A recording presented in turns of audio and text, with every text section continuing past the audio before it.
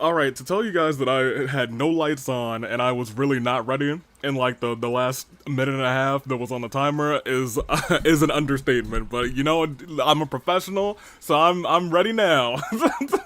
Hit that music, your boy know how to get ready quick. Oh boy, ladies and gentlemen, last week we were pre-recorded, but we're back and we're back live. Same US Aviator time. Well, actually, it's a different time. You guys understand what I mean. You understand what I'm saying. Regardless, it's time yet again. Have you considered turning on the lights? You know, I hadn't considered it until right before stream. That's on me. That being said, you know what's not on me? These stars anymore, because we're burning them all. Good day, good people. It's another fine day in the year of the paradigm. Toon Link is right here and not falling. You know, we had to keep Kafka up there. Love her to bits. Dave Bravo, Dave Anomaly, you know, Makaris, I'm United States Aviator. This is Inferno, and I guess technically I should have been playing this because we are on the beaten path. In your defense, you're not. Yeah, I was gonna say, admittedly, thank you, Dragon Forcear. I'm not usually this early. I'm 30 minutes early today. Because I got somewhere to be later today, and this weekend. Y'all, it is on the beaten path. Tonight, your votes will still go head to head. They'll be dueling. King Dedede's got a fantastic open challenge about to hit right now. Who will face Rinka, and will anyone actually defeat Rinka? So many things are swirling through my head right now. But what I want to ask you is, how you doing? It's Friday. Welcome to the weekend, you guys. How's everybody doing? How's chat doing right now? Let me see. Fair enough. It's Inferno time. Bargus Simp in the chat. Sonic Gaming. He was not ready, willing, or gave a look. I was ready enough. If you consider turning on the lights, what's up, Coke? In your defense, right, Dragon Force Czar. Pi saw Kafka, and this is our other Pi. Koku, this is the other Pi. Pi, there's another one of you. And you have the same energy, and it terrifies me. That being said, we also have the converged one. Welcome in. We have Joy. We got I got a twin. Ridiculous. Hello, other Pi. I'm your biggest fan. No, hold on a minute. No, wait, hold on. No. Pi doesn't need any more fans. We don't want this. No, hold on a minute. Undo. We're undoing this. We can't have this happen. Do not undo these things that are going on. Oh, goodness gracious. Whatever. Welcome in, Night. Welcome in the wind is XSP. Nobody's a fan of the wind though. We don't love XSP. Well, you know, we do love XSP. But boy, do we want to beat him up. Welcome everybody. Without further ado, I've already got your polls up, so I think we can just get in here and start. I must mention though, we have a main event, and it will be kicking off tonight. Beat the Clock Challenge. The winner will decide what the match type will be. Both Yukiko and Sayaka have picked the opponents for each other, and I think it's going to be a fantastic show, knowing who is fighting who. But for right now, I've clicked the wrong button, so we're starting immediately. Oh, yeah, we are. Yeah. He's so good. He's so good. The following contest is a 2 out of 3 falls match. He's so good, especially even when he clicks the wrong buttons. He's so good. I pressed start instead of clicking over onto the other scene for OBS. So I was like, that's not what I meant to do. We're panicking. He's 500 pounds of penguin. He has been on a little, he's turned things around. Started off with 2 losses, but he's sure turned things around. But will he be able to face off against who we got tonight? King Dedede in action in this open challenge. Massive Dedede. We're each other's biggest fans. Woo! Ray says, hi, this is early. We are 30 minutes early because I got places to be. And that's 30 minutes earlier that I get to travel. Let me see. If Dedede jumps, does he cause an earthquake? Considering him, I think he might cause a tsunami. We love to see it. Dedede, but who is Dedede facing?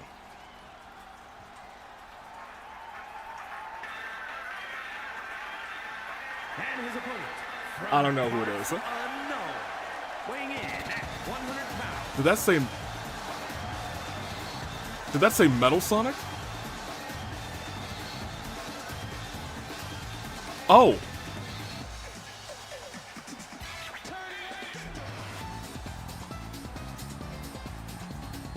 Oh my. Oh, but he's still got fuzzy ears, so it's all good. Everything's okay then. Everything's fine. Anywho. Metal Sonic is here to try and take down Dedede. OMG, let's go. These are some insane chat names. Sure, mommy milkers. That is our look. I'm not gonna say the word because maybe this will be the stream that we get through where I don't say the M word. I doubt it. However, we'll see if it all plays out. Metal Sonic, very robotically, admittedly, walking down to the ring. A menace. Admittedly, this is a night where we're gonna see Metal Sonic, we're gonna see Sage, we're gonna see Eggman. It's a big day for Eggman, not for nothing. The what word? You know, not metal. Say it, AV. It's not time for the ban. No. I'm gonna get through one stream. I'm gonna get through one stream without saying that M word. This one might not be it, but you know, we're gonna see how long I last. 500 pounds of penguin versus an unbeatable Metal Sonic. Sammy, call this thing. Oh, he's done already! He's done already! It's over, you guys! 1, 2, and that is, you know, for a minute he got to 2 and I was screaming. Can you imagine?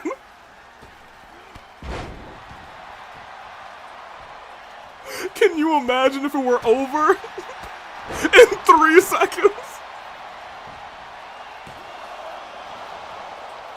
Wild.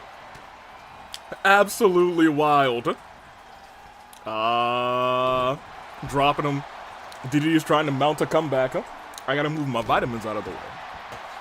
They were in the way of Metal Sonic's, bar. Not for you guys, but for me. Unless you want me to get a picture of vitamins and put them over Metal Sonic's health bar. Because, you know, I could do that for you guys, I would. That being said, though, wait. He missed the kick and Dedede hits one of his own.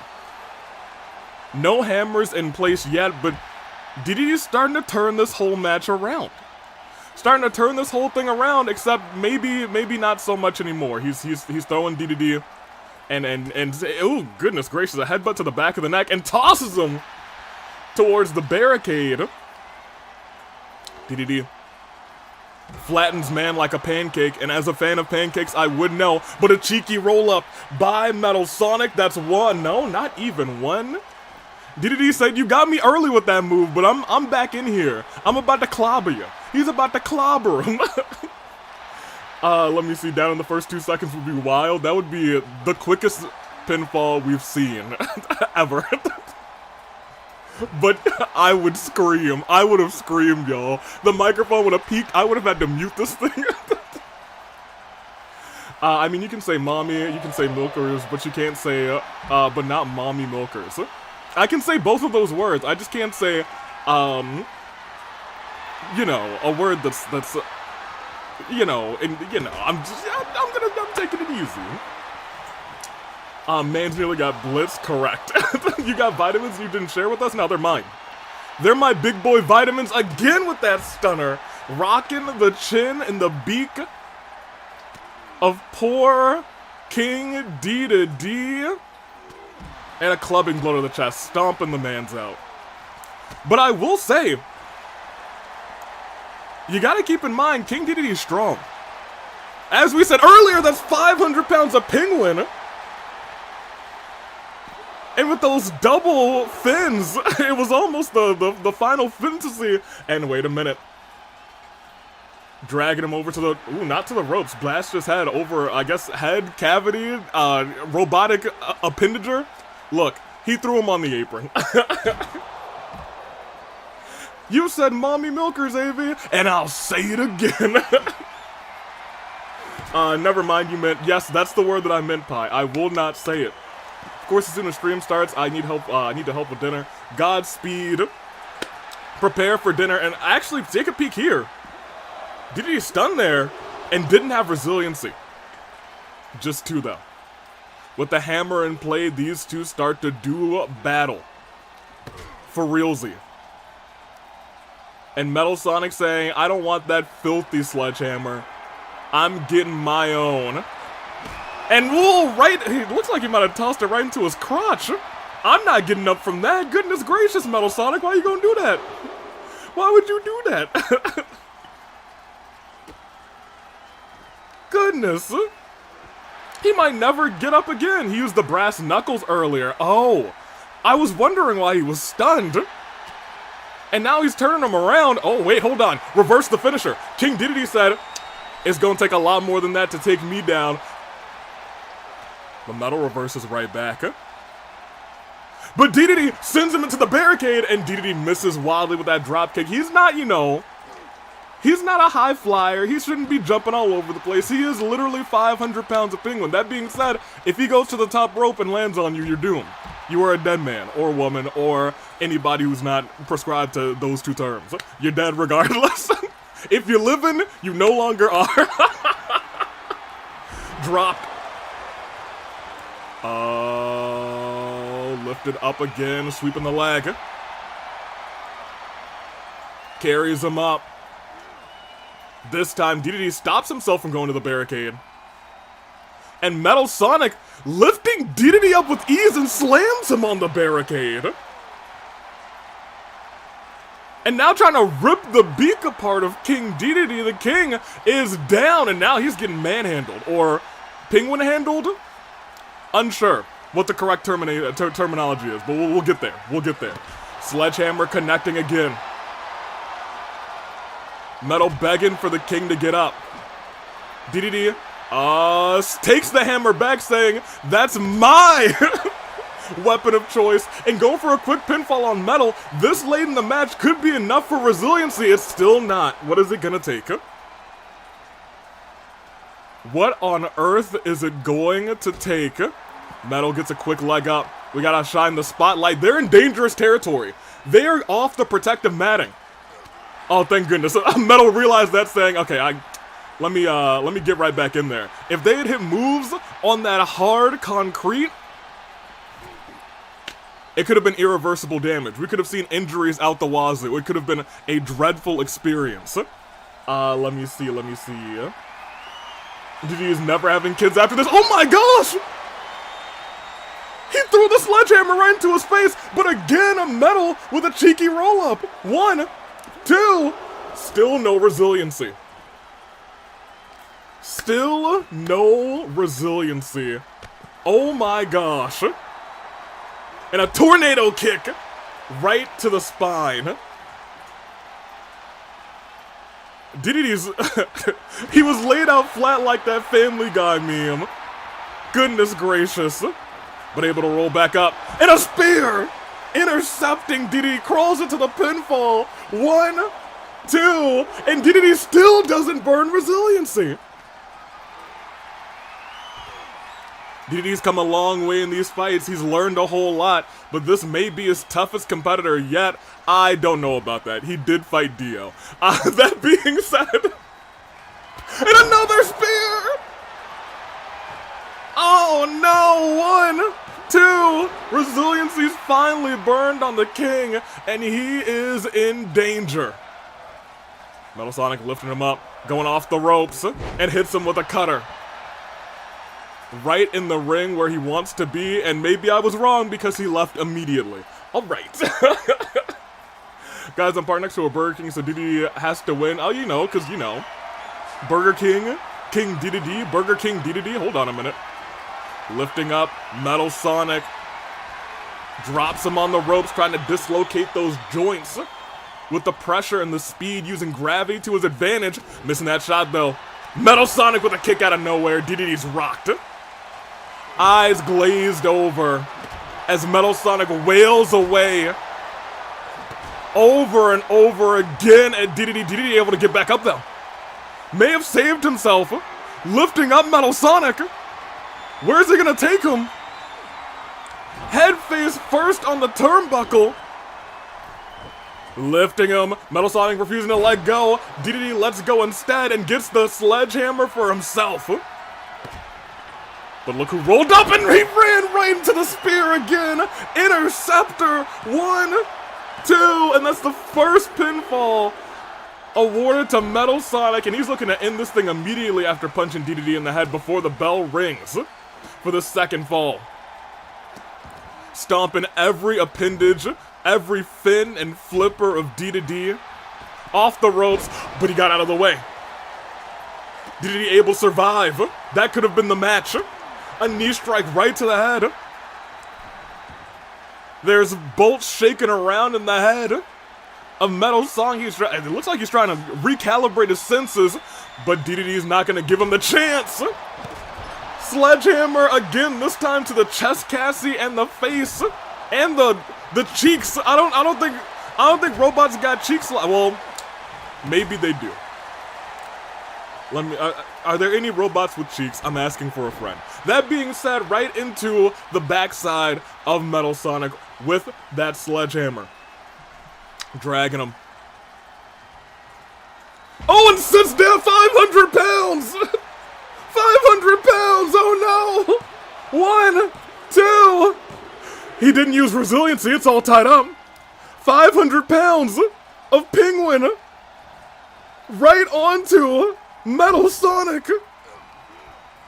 Turns him around, but Metal Sonic able to get out of the way. Goes off of the ropes and says, it's time for you to stay down with that drop kick. Goes to get that sledgehammer. And again, dropping it right on Dedede, saying that's gonna finish the job for 1, for 2, and...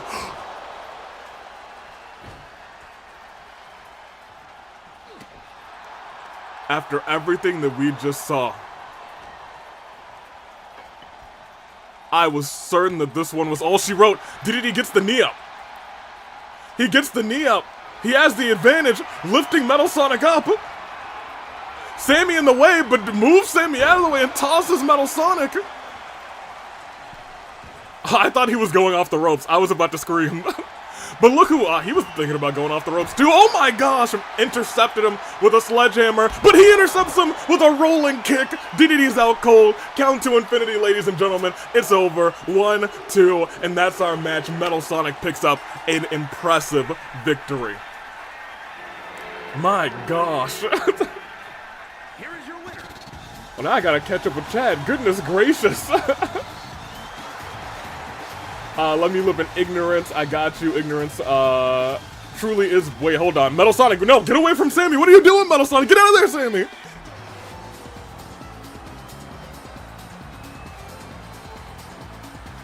Hey, can we shut that thing down? Does it have an off switch? Cause like, you know, that would a little scary. I'll continue going through chat. Peter Griffin Death Foes for real. Big ol' oof, resiliency from Dedede. The spear, again, the interceptor, indeed. Metal brutalizing Dedede Kirby. Come and help your mans. I don't know if that's his mans. Oh, you guys are answering my question about the robots. Yes, that have cheeks. Alright, we got a couple there. Let me see. Sonic, so huge that Sonic couldn't even find the will to use resiliency because his whole chest got caved in. For real. He was like, am I dead? That was way closer than I expected, but yeah. Dedede has not been, like, a bad competitor. He has had, like, except for maybe the Dio fight, all of his matches have been at least close. Or he's wrecked somebody. Goodness gracious. Man. I guess put the fire on. Good on Metal Sonic. I was not expecting that to be, the banger that it was, but we must move on tonight because we got a lot of things on the line. And we just had one member, I guess, of Eggman's army, or family, who knows? And we're gonna have another because I gotta get you guys your poll. Let me also close this real quick. Most excellent. Alright. It was indeed mystery, but you know what? People are starting to believe more and more in the King Dedede. And that goes to, not the King, it goes to mystery. We got ourselves your other votes. Your other votes. It is Cassidy. It is Aqua. And it is Sage. Twitch, that's for you. 5 minutes on the clock. YouTube, where the heck are you guys? There you are. And start this poll, baby. Your votes. They're here. We got Sage. We got Aqua. And we got Cassidy. And they're all competing right now. I don't have to wait. You don't have to wait either. I can click start. In fact, set the screen on fire. Thank you. Here we go. Let me catch up.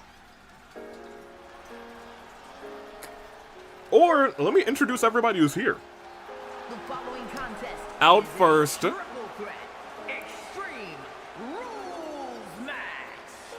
Making It is the winner Eggman's from the daughter? Authority Megacorp HQ, Sam. I guess. I didn't know Eggman had offspring. AI daughter, I see.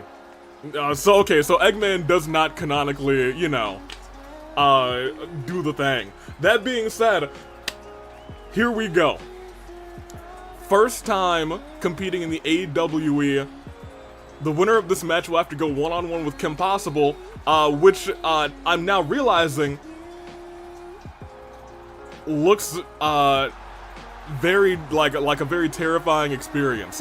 For honestly, any one of these three, it may be an impossible feat, but I'll see. AI, but Eggman treats her like a daughter. Fair enough. Let's see. I mean, Egg Daddy could totally do the thing. No. He will not. Voting Cassidy, since I think she's the first Fongon character to fight in the AWE. No. Mikado, I think, was the first in, on the beaten, nope, on the road to AV Mania 1, I think, is correct. Fought, young Mitarai in the open challenge. And also, we have Aqua. Not Aqua's first time. Not Aqua's first time competing in the AWE either. Has not picked up a victory though. Will that change tonight? It's triple threat rules, elimination style, and it's gonna be a fun night. I can promise you that. And here's Aqua. Bring back. Oh, also welcome in, Cherry. How you doing? Especially how you doing after last week. Cherry was beaten down by Miku and company. They have been banned from the building tonight, and they've been banned from the building at Rebellion, but given Cherry will likely respond as everyone, as Cherry recovers, essentially, will respond next Friday at Fracture, so look forward to that. Aqua, excited to be here. And last but not least, And from the Garden of Eden, Cassidy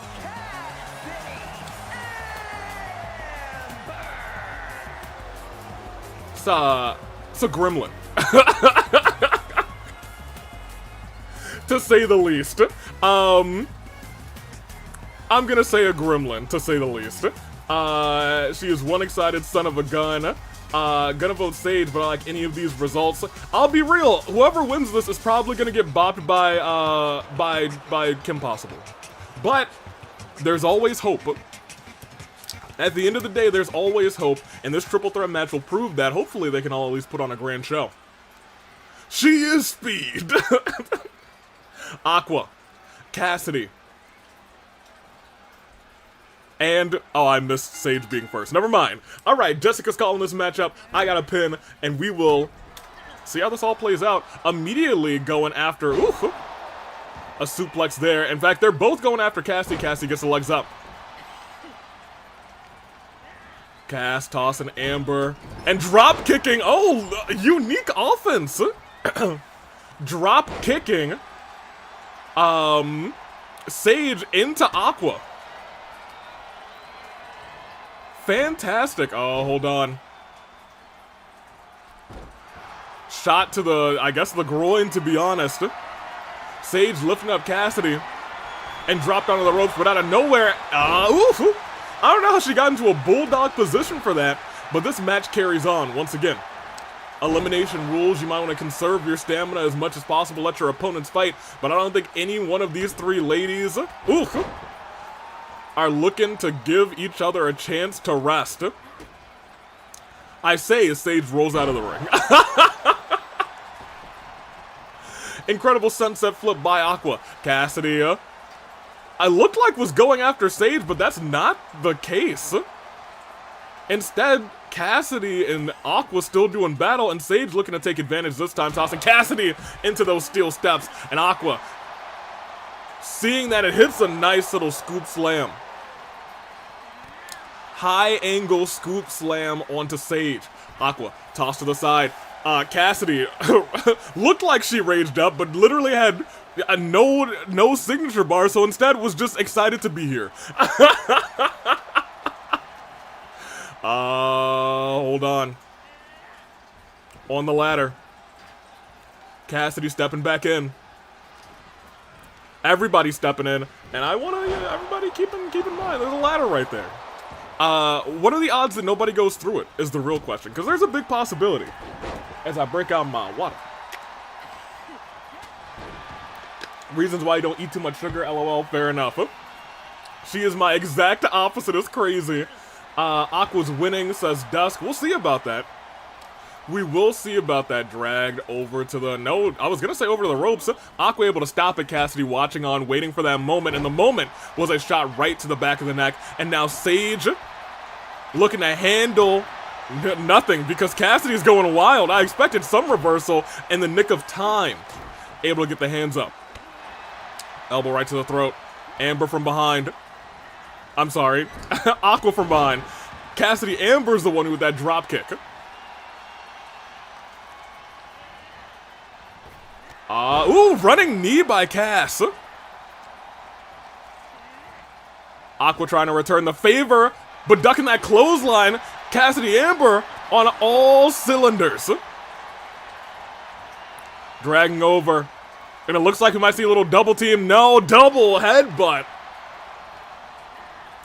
And, ooh, at least not on the ladder. Cass able to survive in that regard. But a big back body drop. Aqua now in control. Maybe trying to burn resiliency on Sage early. 1-2. Not enough, huh? Also, I'm not even sure if she has resiliency built up is the real question. Shot right to the head. Ooh, went for a shot to the throat. Sage able to reverse. This time they, ooh, double blow right to the head, and Sage uses that advantage to the, what looked like a twisting of Falcon's arrow, but wasn't enough to keep Aqua down. You can't wait too much longer, and that's the one thing that Aqua has. Prior experience in the AWE. It may have just been one match, but one match is ring IQ above the other two, and Cass with the baseball bat saying, I don't need ring IQ, I just need to win. Wailing away on Aqua, throws it right into the face of Aqua. Lifts Aqua up, has a signature and a finisher, and a big old leg drop. Ladies and gentlemen, 1, 2, resiliency burned on Aqua. But now Sage realizes, oh, you're saying I can use these weapons too? Reevaluating what it takes to win this match. Real-time calculations going on in the head of Sage. But I'll tell you what, Cass just broke that up. Aqua struggling in this fight now. Has been hit with a nasty signature by Cass. And Amber now on the receiving end of a couple blows, but again, this time, Sage, everyone's focusing in on Aqua. If Sage goes for the pin right now, that might be the end. 1, 2. Well, that actually shocks me. That actually shocks me. I can't see what's going on. Kuzu's not here, so I'm blinded right now. Kick out at 2. I don't know how Aqua survived. I'm as shocked as you are. Whipping the arm. And a double knee right to the arm.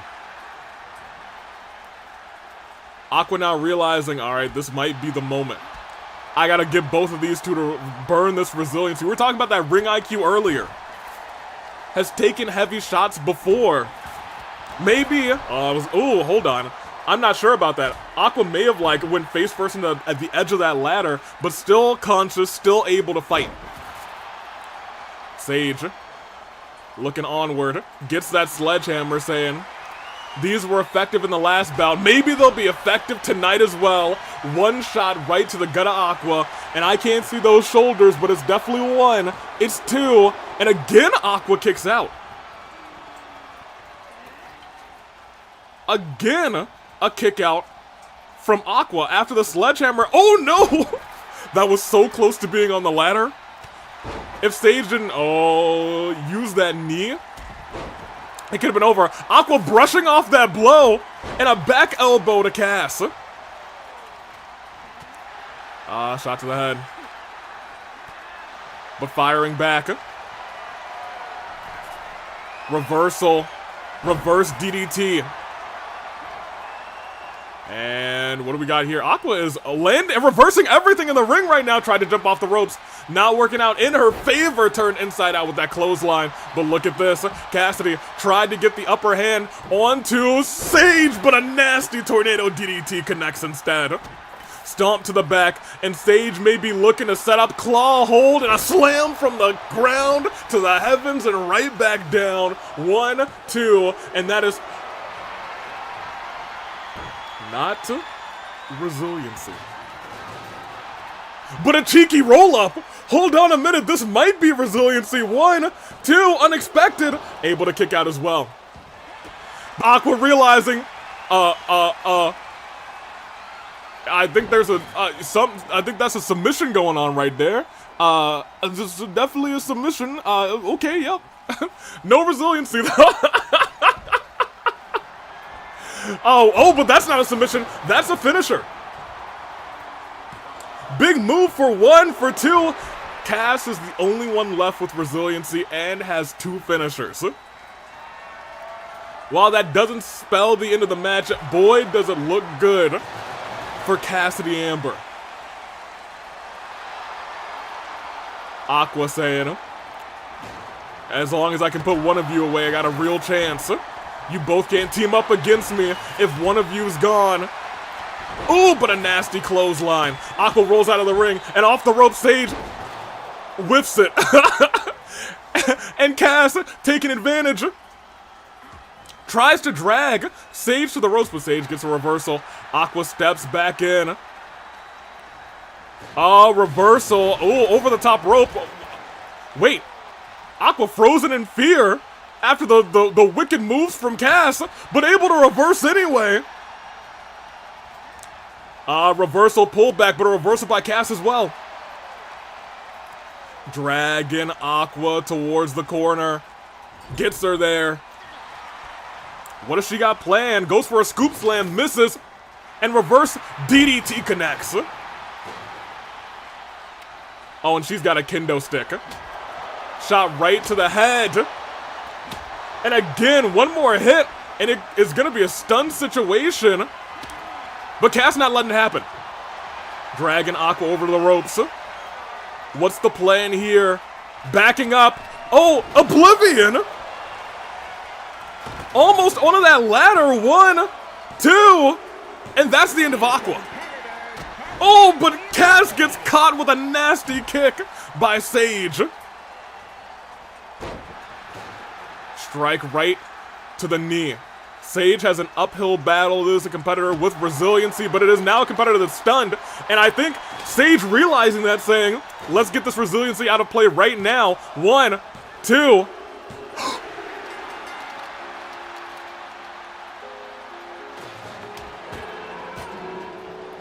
Sage steals it.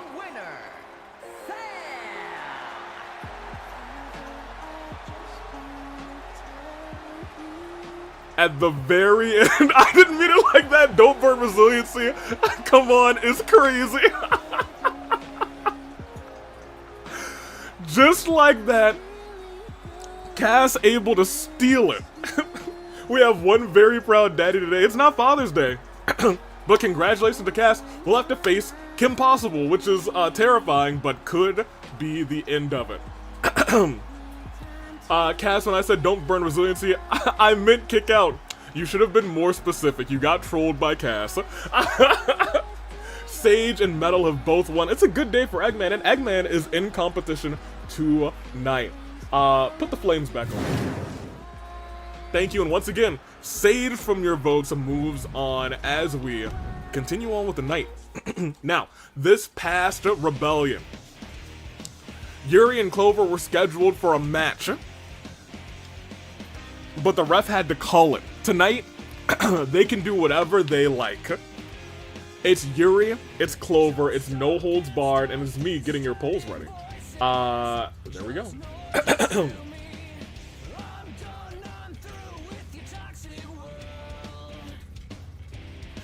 Start this bad poll real quick. No holds barred. It's Yuri. It's Clover. And on the prediction side, it was, you know what? 99% of the votes went to Sage. Somebody really believed in Sage over on the Twitch side. That being said, it's no holds barred. It's Yuri. And it's Clover. Give y'all 5 minutes on the clock because it's a start to it's a start about to kick off. No, it's about to kick off. Let's start. And please set the screen on fire for me. Thank you. As I catch up with chat, let me see. Sage versus Kim should main event whatever show it's at. It will be next week. Let me see. We from Cherry. Kim's gonna murder her, I fear. We'll see. If Kim doesn't burn resiliency. Let me see. Eggman Empire always has a plan. Brutal says, Keisaku. This match is gonna be madness. It really will. It's a battle of climactic ending versus axe ending.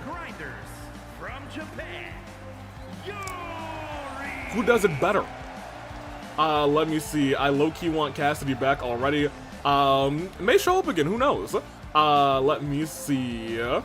Yuri's winning, says Yuri. I've got at least one bet tonight. We'll see. Now time for absolute hatred. Yeah. Let's talk about how this has all transpired. Yuri used to team with Mew. Clover used to team with XL, and now they've done a double turn. Mew and Clover set up Yuri and XL, and the hatred has not ended. They've attacked each other before matches. They were supposed to have a 1v1 match at Rebellion. It got stopped. There was an attack before the match, even shoving of the referee. Could not allow that to happen, so tonight, we're gonna make sure anything goes. It's no holds barred. The only thing that cannot happen, no interference. We want this called down the middle. Who does it better? Yuri, Clover. I'm not one a single gamble. No gamble? Tragic. Clover should win purely to annoy Yoru, maybe. Let me see. Yuri Rose, she is not blonde. Well, I'm glad because, you know, sometimes people randomly become blonde in this game. It's something we've seen in the past. You know, Toph has some hair magic or something. I'm heading back to watch the first match. So long, Cherry, Berry. There's gonna be one assured ending, standing tall, just a matter of which will. That's right. No disqualifications, no count out. Pinfall or submission happens in the middle of that ring.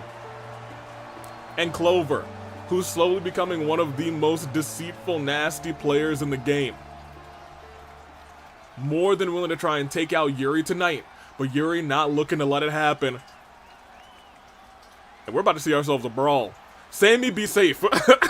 You already almost got attacked once tonight and out of nowhere with a spear early.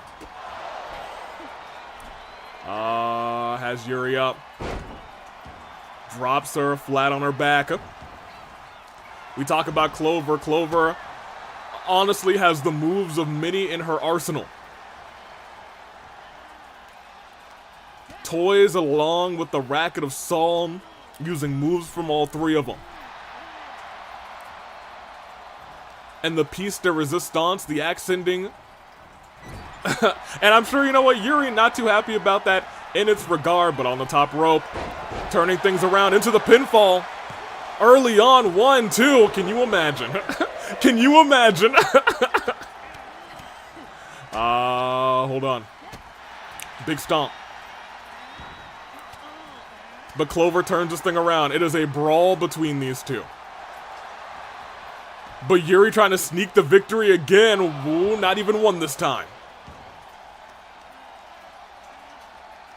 Yanking at the neck. Again and again. One more time and drops her down. And this is I want to say this is almost out of character for Yuri, who we usually see more of a technical like moveset, but tonight she's just been throwing hands. She's just been punching. She's just been trying to hurt Clover. Shots directly to the head. Clover able to stay out of trouble, stay out of harm's way, trying to tear apart the ligaments in the knee of Yuri. Drags Yuri towards the center of the ring, away from the ropes. What does she got planned? A lot of times I don't want to know what's going through the nasty mind of Clover. Rolls through and a kick right to the ear. Bang on the money. Yuri rolls out and Clover, realizing no holds barred, I'm gonna whack her, table in hand. Sets it up. She wants to put Yuri through a table. And a backstabber. There's a real world that she does. There's a real world where she does, but may have harmed herself in the process. No. Clover able to fight out of it. Clover trying to drag Yuri instead. Both of them want that shot. Want to put their opponent through a table, and it looks like Yuri might be the one to do it. No, Clover fights out again. They're doing a dance right around that table. Oh, but misses that kick. Goes underneath. Still hitting Marin's coolest kick in town, but Yuri brushed it off like it was nothing. Oh, ran her through the table. Nobody's going through it, let's be real. So I don't need to... Clover saying I don't need to put you through a table. Instead gets another weapon. Looks for the shovel right to the dome of Yuri. Yuri. Trying to come back. Ooh, a little side effect. Lifting Clover up. Tosses her into the stairs. As I said earlier, this is not a match. If you came for a match, you can watch the matches later tonight. You'll watch the singles matches later tonight. You'll watch our tag team match later tonight. This is a fight. This is no holds barred. Look at that. Kicks right to the dome of Yuri again. And lifts her right back up. Dragged and tossed into the ring. Yuri trying to get back up to a vertical base. Oh, it looked like Clover was trying to go off of the ropes, but instead Yuri catches her, has her up. Ugh! Lands her right back down. No rope break, nothing like that, so it's just a one. It's just one. Bashing that arm of Clover. Stepping back so she can get full extension on that leg, and a big boot by Clover. 1, 2. Not resiliency from Yuri, though. Not resiliency by Yuri. That boot knocked her out senseless. That's the boot that almost put away Rinka. It sent Rinka out of the ring, and Rinka was able to recover during the Royal Crown tournament, but was not enough to put away Yuri tonight. And she goes back to the shovel. Yuri rolls out of the way. Knocks the shovel out of the hands of Clover. Protecting her well-being, but Clover, like a snake, slithers out of that hold by Yuri. Goes underneath. Rolls through, we've seen this before. Kick right to the ear. Spot on, and she's going for those kicks to the head again. Yuri is struggling in this battle. Lift her back up again. Kicks to the gut this time.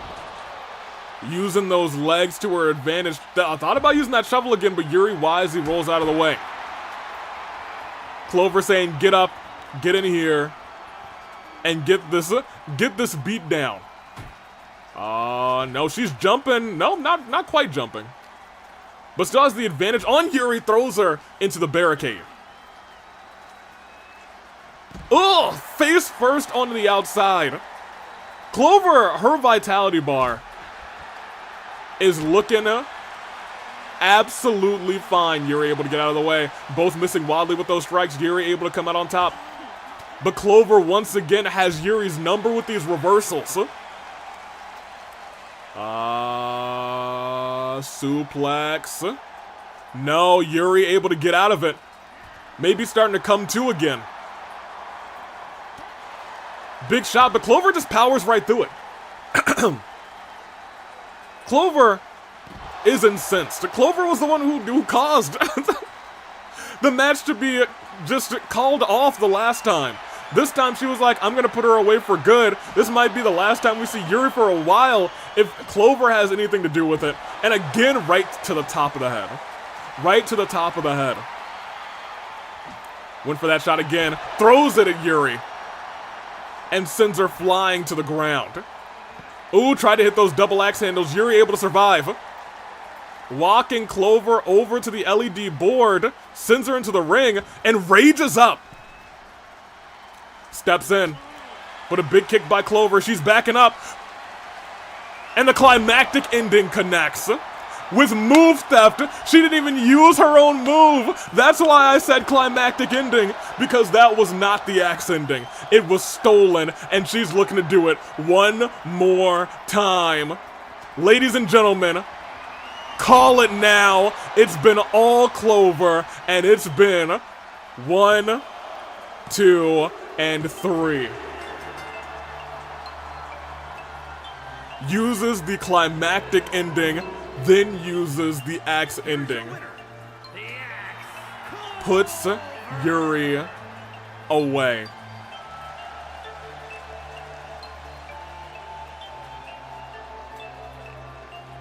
Yuri likely not in the right mindset after the attack last week. But that's what Clover does to you. She gets into your head and she wears you away. And she is the winner of this no-holds-barred match. Put me back over. Give me the flames.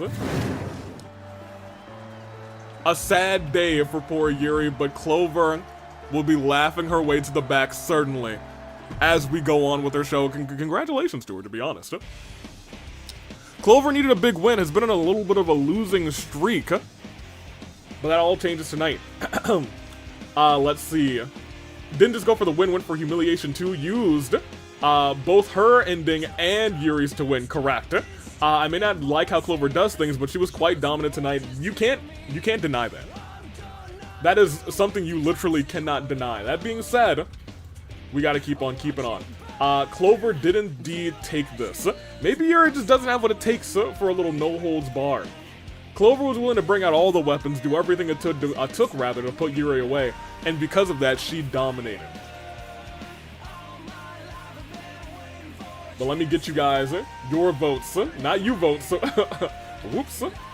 Your votes go toe-to-toe. It is you. It is you, Whimsical. And it is you, Majima. 5 minutes for the Twitch side. And your votes again. It is you. It is you, and it is at option you. Who will go on to make it to the finals of your voting tournament? Who will fight Markiplier, essentially? Let's find out. There's your poll. And let's see a show. Let's see ourselves a show. The last one ended really suck. What'll happen this time?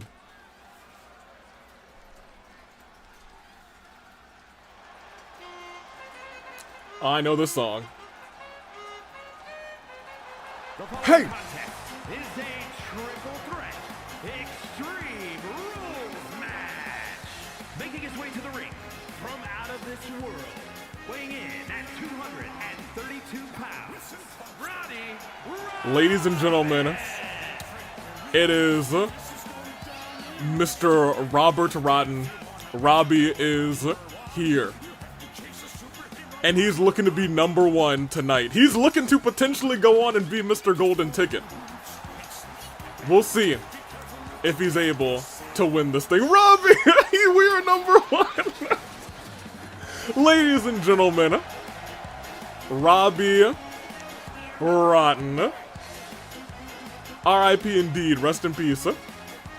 In memory of all the We Are #1s is crazy. But will he be #1 tonight? Yo, it's crazy they did a zoom in right on him. I don't know, I've never seen a zoom in like that. He was still soaking it all right.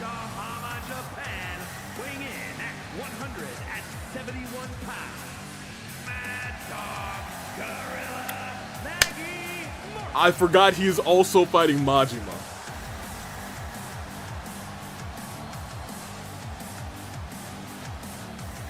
Well then, we'll see how this plays out.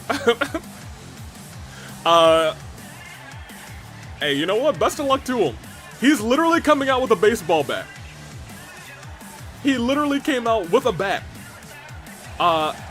Terrifying. A part of a new faction I heard apparently. Apparently so. We got a little Yakuza going on in here. Not like a koozie, not a Yakuza. We'll see. Majima, low-key, Majima and Robbie have each other's energies. They should be, Antag T. Antag T? Oh, a tag team. I was like, what's an Antag T? Oh, he took his whole jacket off, too, but the third member of this match, voted in by you guys. It's Whimsical.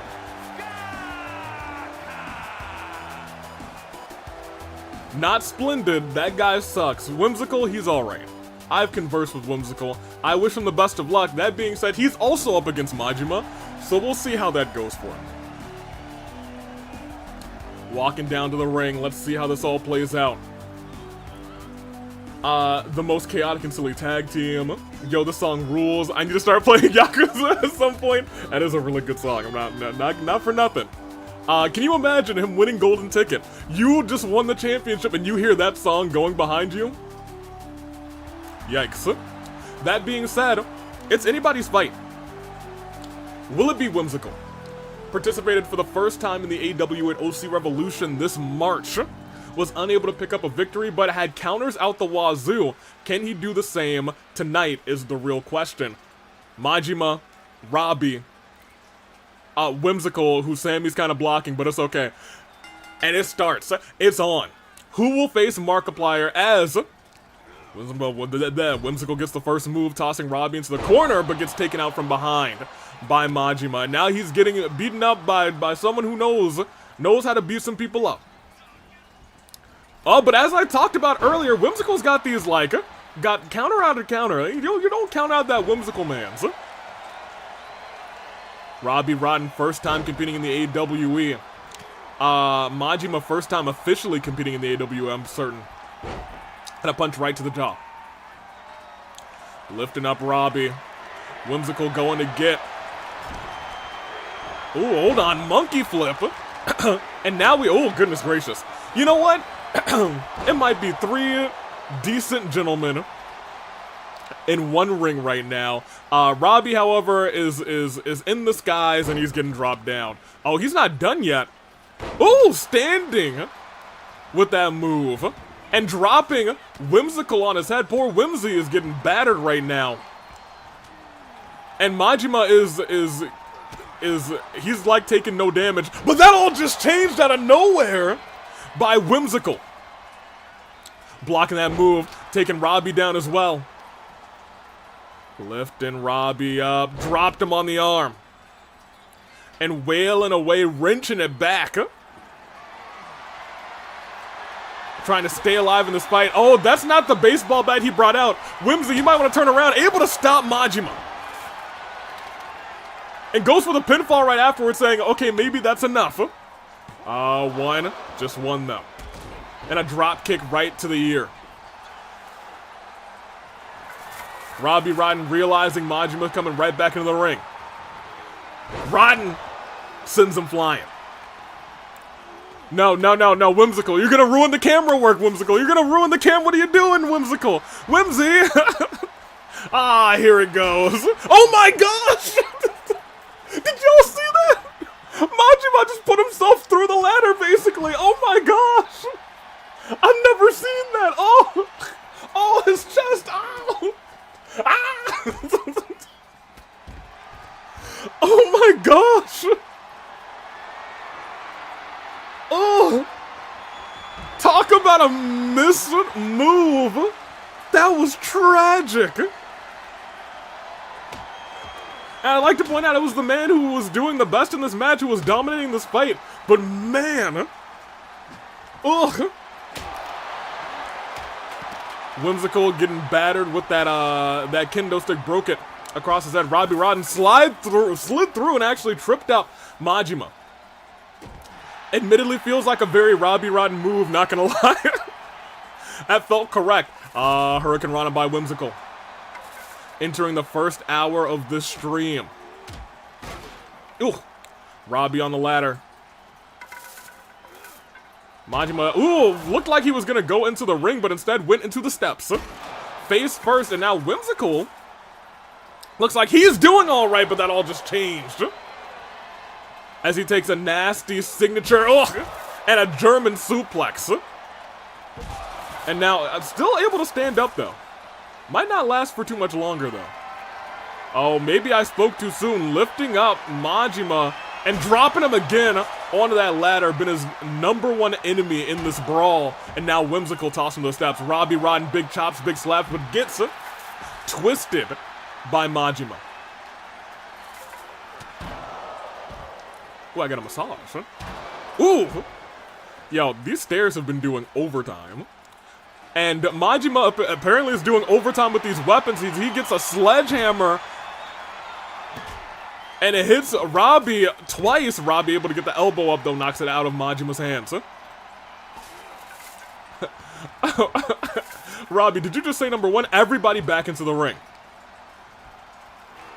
Robbie lifting, splendid up. Knee striking the chest of Splendid. I'm sorry, Whimsical. I got them confused. They're two very different people, you guys. I would never confuse the two. However, can you imagine if this were just Splendid dressed up as Whimsical? It's not. It is not. Oh, that could have been bad news for Robbie. Lift it up, dropping Majima. Sends Robbie flying. Robbie does not have resiliency. Able to kick out just narrowly.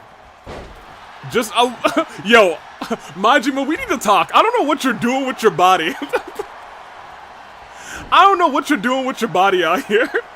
Oh, super kick right to the knee. What is he doing here? Off of the, onto the table, no! Oh, he crumpled. What, is he alive? Oh my gosh!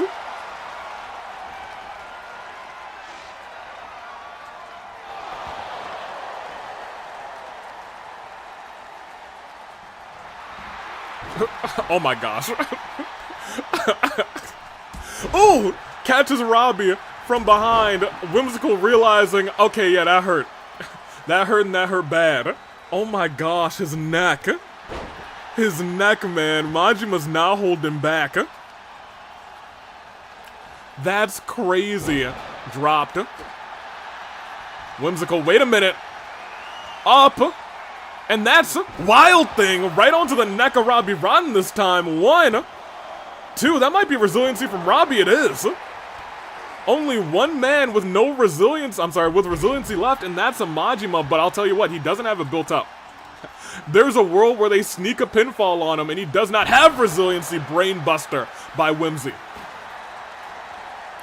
Slides out of the ring. These three have had, admittedly, a pretty rough brawl. Robbie back in the ring. Splendid joining. Robbie just one hit away from a finisher. Reverse DDT, however, by Whimsical. Oh, but Whimsy in danger. Whimsy does not want to be there. That's the last place you want to be. What is Majima thinking here? Suplex bounced off of the ropes into the pinfall. Honestly, might be enough. That's enough to knock the air out of you, and you can't kick out if you have the air knocked out of you, but maybe Robbie Rodden's been exercising a little bit more than we thought. Oh, drop kick to the back. Once again, remember the winner of this is going to have to go one-on-one with Markiplier. Toss out again onto the ladder. Whimsy, no. Luckily, nobody taking advantage. What is Robbie Rotten thinking here? Sits him down there. Goes for the pinfall. I can't see the shoulders. One. Well, I didn't need to see the shoulders. That was one, and it was just one. Wasn't any more than that. Into the corner. Majima sending Robbie. Oh! And he may be sending Robbie to an early L. That's one, that's two, and Robbie Rotten is out of here. He was number one in our hearts. But now it's down to Whimsical and Majima. One of them faces Markiplier. Ooh! No, heartbreak. Ooh! And tried to go for it again, and the knees went up. Majima, he's built different. He is built a little bit different. Hold on. That was the finisher. That was a reversal. Whimsical. He's surviving. Majima. Okay, Whimsical's no longer surviving. Whimsical's a dead man. Oh. 1, 2. That was light work for Majima.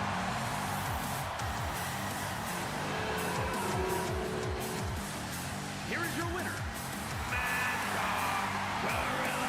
Naegi. Never burned resiliency.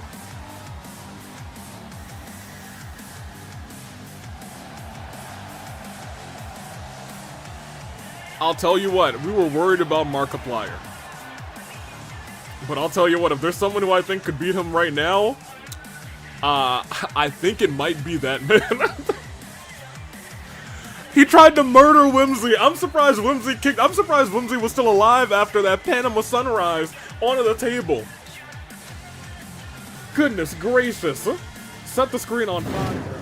Congratulations.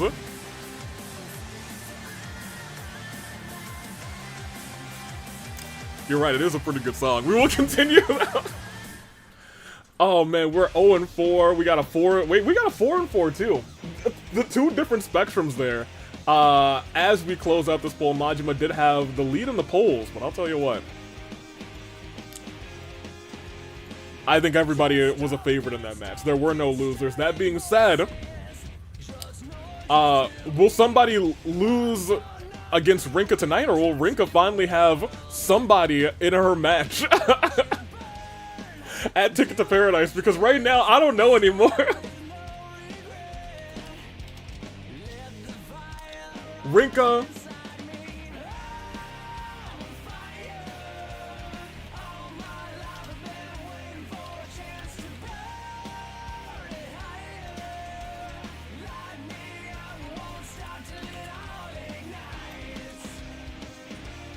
And Mystery.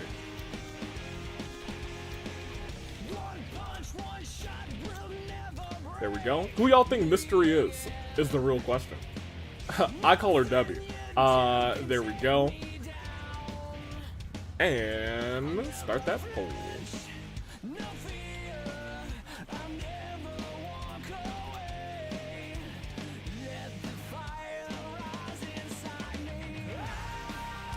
I had to really make sure I wasn't typing the actual person's name. It took all of my power.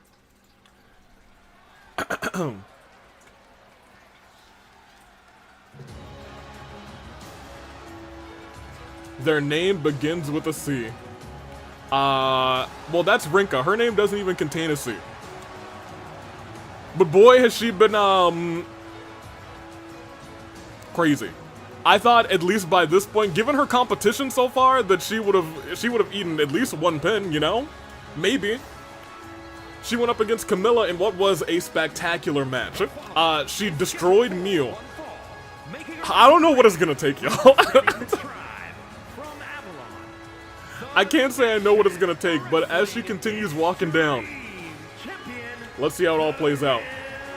I'd be in for Cherry. Oh, we saw Rinka versus Cherry. I don't think that's the case, Dragon Force R. I lasted 3 minutes and 4 seconds. I don't think it's gonna be Cherry. No, LOL, right, my bad. No. I think Cherry learned a valuable lesson that day, and Cherry definitely has her hands full with Miku. I'm thinking a different C. Charcoal. Gonna bet on Rinka again, maybe XL. My B. Here comes the champion, and admittedly, a very dominant champion. Rinka has not lost a one-on-one match in 2025. In fact, she's only lost once in 2025. That being said,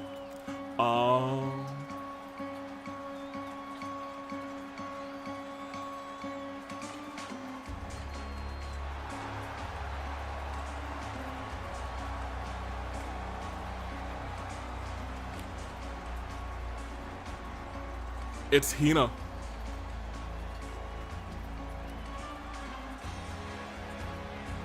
That's not a C. It was not a C. There's no C in her name. I mean, she was my second here. She was my second guess. Ah, yes.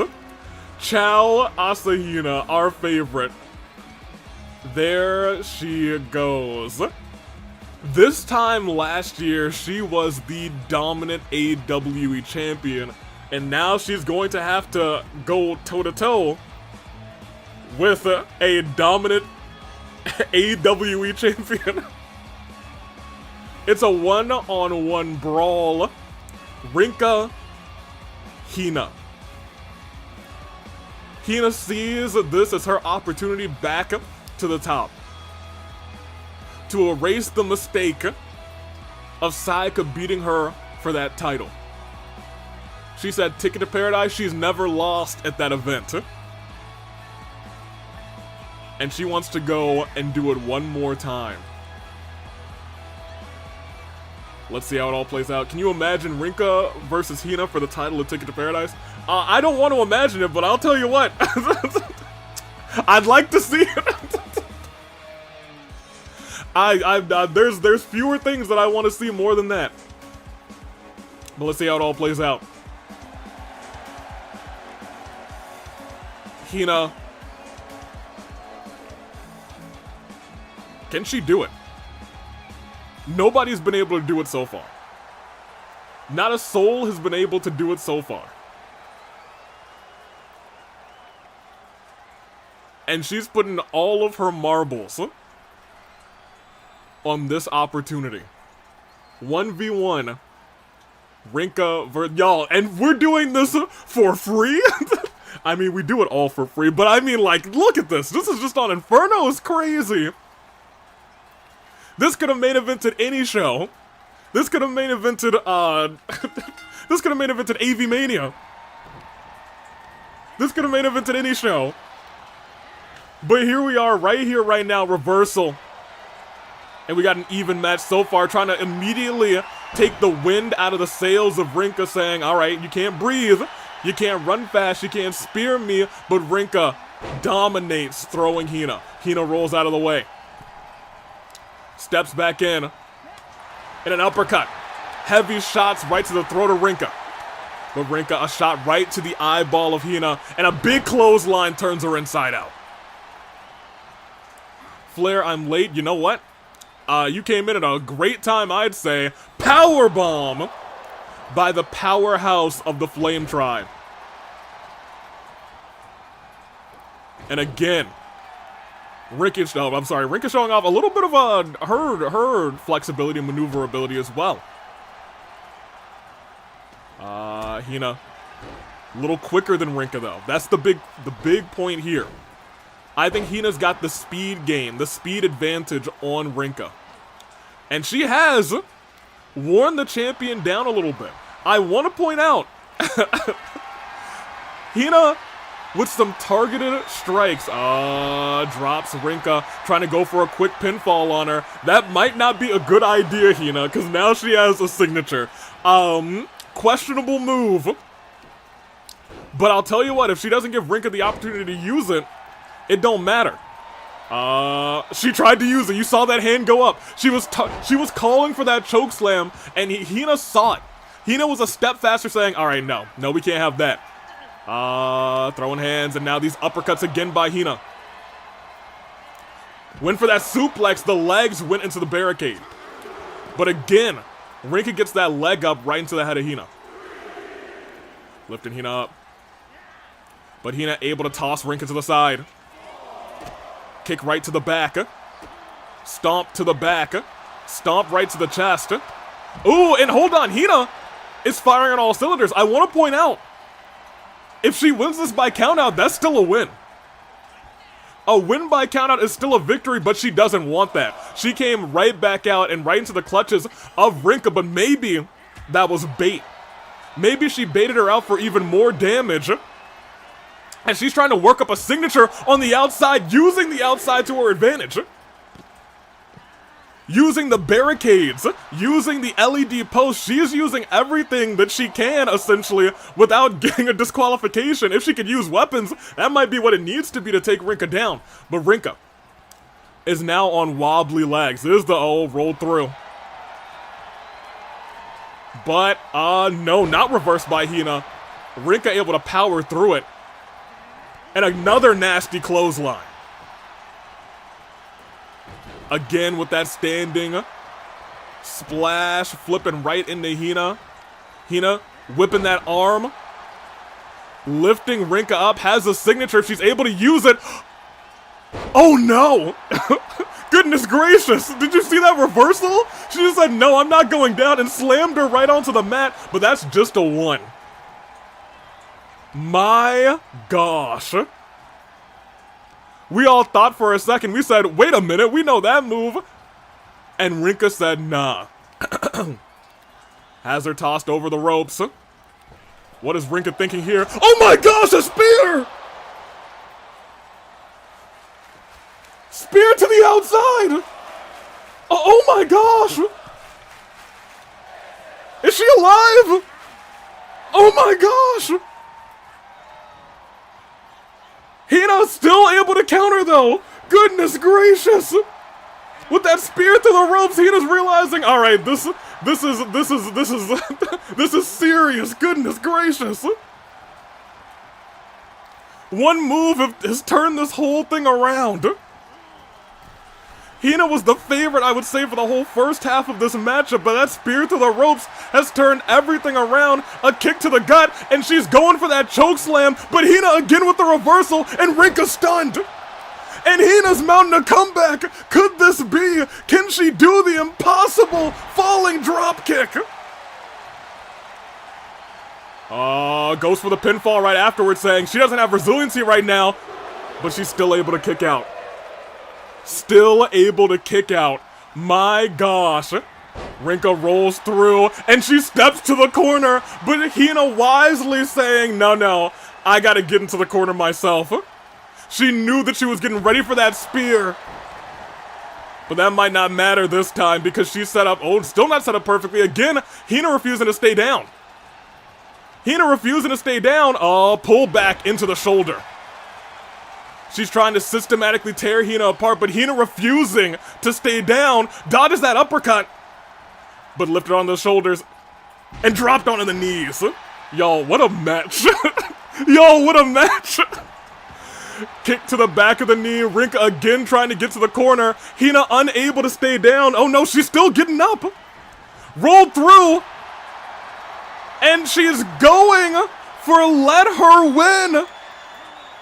Rinka may have to no shot. She still didn't burn. She still didn't burn in the spear!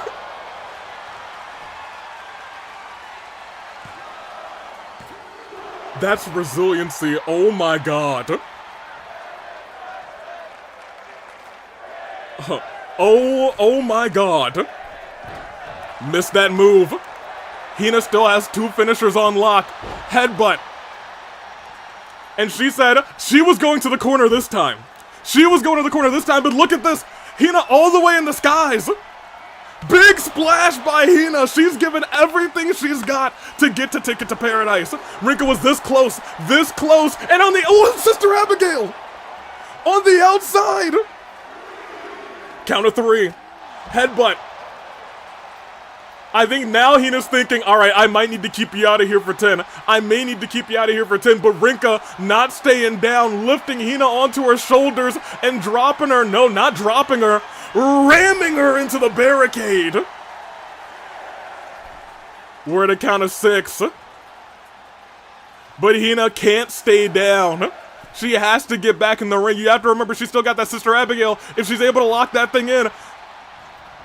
Oh, she misses wildly with that splash. Rinka trying to take advantage of it quickly. Knows that Hina does not have resiliency. And a punch right to the repaired eye.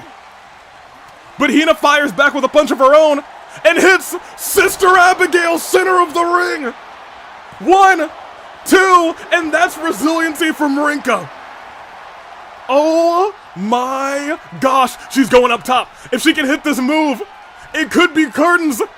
Senton crawls into the pinfall.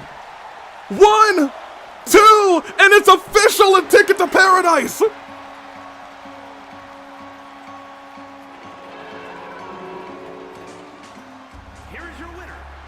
Oh my gosh. 1 in the chamber.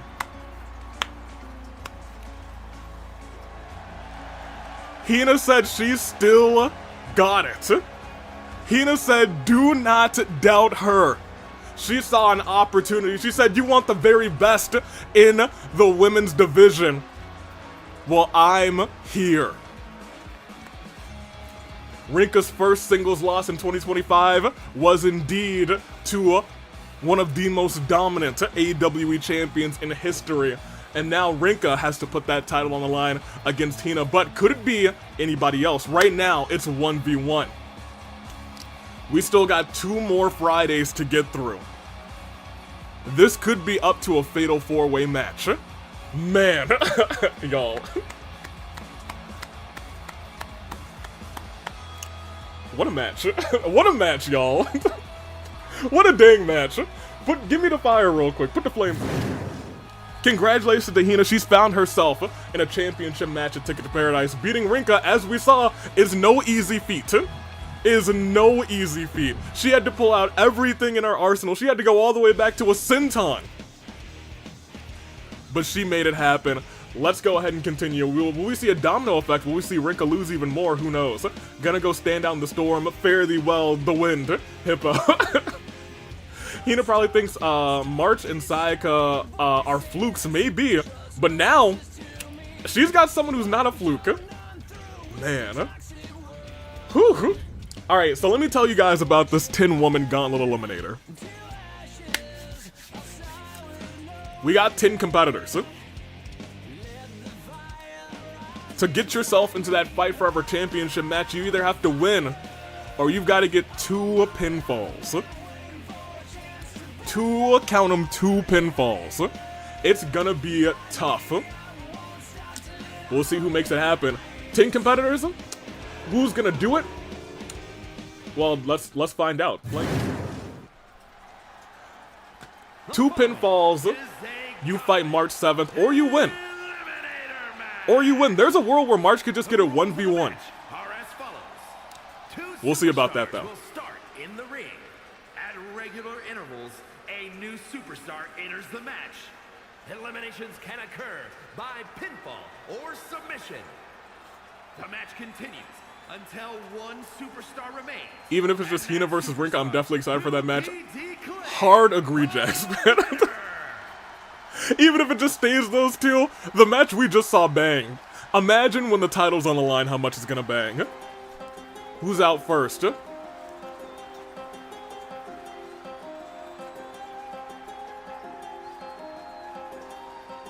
Sarah? Reiko! The good girls from New York. So, it at least could be a 1v1. At most, how many people, could March have to fight? At most...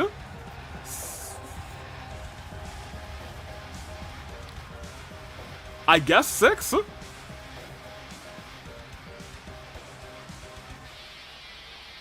No, not 6. Yeah, it couldn't be 6 either. Goodness gracious. Hold on. Reiko starting this thing. Quote-unquote unbreakable, has been broken ever since. Starting this thing, she's gonna need to prove that she's unbreakable. Or will that nickname die? There she is.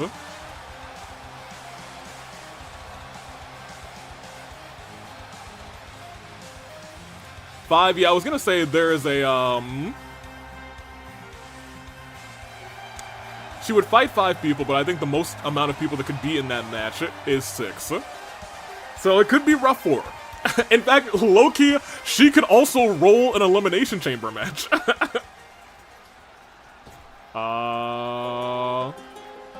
Okay. That's deja vu. Oh, boy. From New York, Oh, man. This is how this thing is starting? This is how this thing is starting? That's still not Sarah. That's crazy. It's a now Reiko start.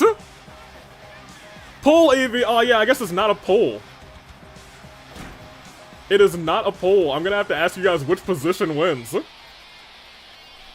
What spot wins? There we go. And then Twitch, I guess I'll give you guys, I'm just in shock, and all in shock, not for nothing.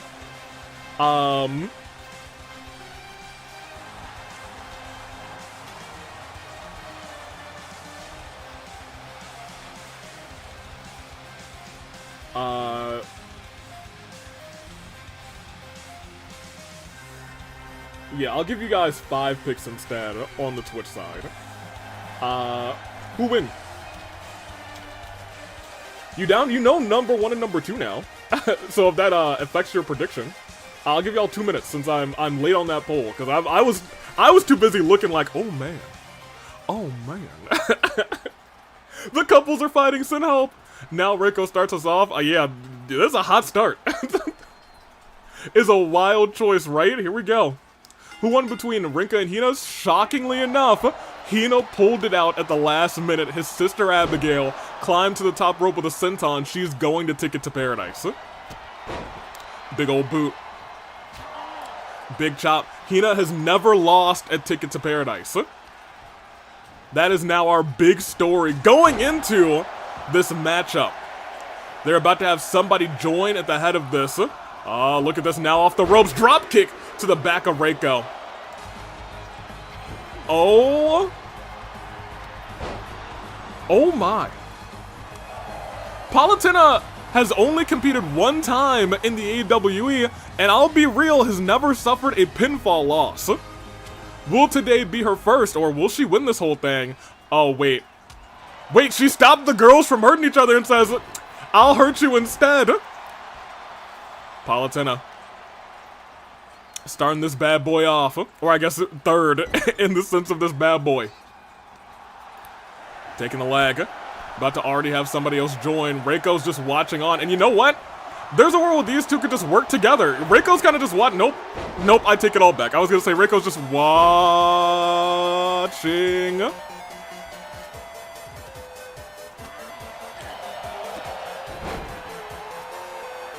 Well. Queen has found herself in this Gauntlet Eliminator. 2 former tables champions are dueling it out right now. Now and Queen. Let me see. Oh yeah, you're right. You know what? You're right. Palutena was in another Gauntlet match. Was in the final 3 of the Gauntlet match that Father won from number 1. Hold on, the punch is hitting everybody out here. But Politan not too happy about it. We're about to have number 5 hop in here, and it is Mabel! Mabel makes a return, and takes out now! Oh boy. Now not happy about it, and Blue Thunder Bomb to Mabel to start off her match. Oh no, Mabel Pines, no! Mabel's coming and she's already eaten the signature. Alright, well, who's number 6? Well, that one is... You know what? Sarah, I thought it was Sarah 2 times.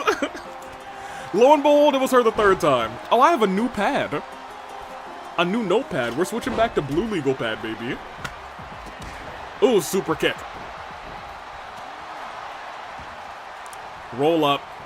This Politan has taken actually a beating. Politan has taken a beating. There's Sarah, right? Head first. And a stomp to the ankle.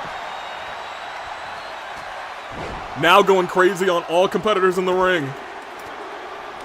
Mabel kips up and goes, oh my gosh, Firefly.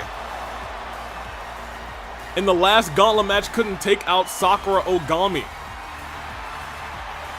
Not Sakura. I don't even think she actually went one-on-one with Sakura. She went on one-on-one with uh-oh.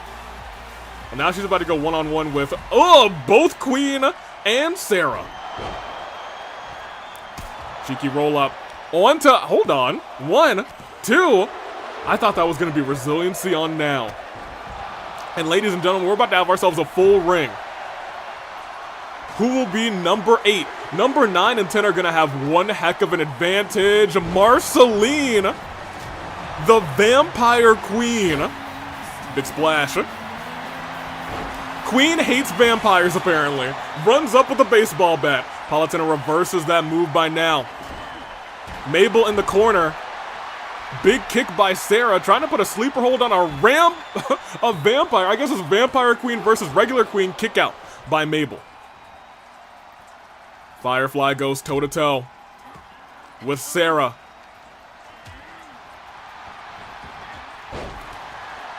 Wait, hold on. Trying to sneak a pin on Rinkah. Rinkah, who's been in here. Wait, hold on. Rinkah does not have resiliency, or else she kicked out at 1.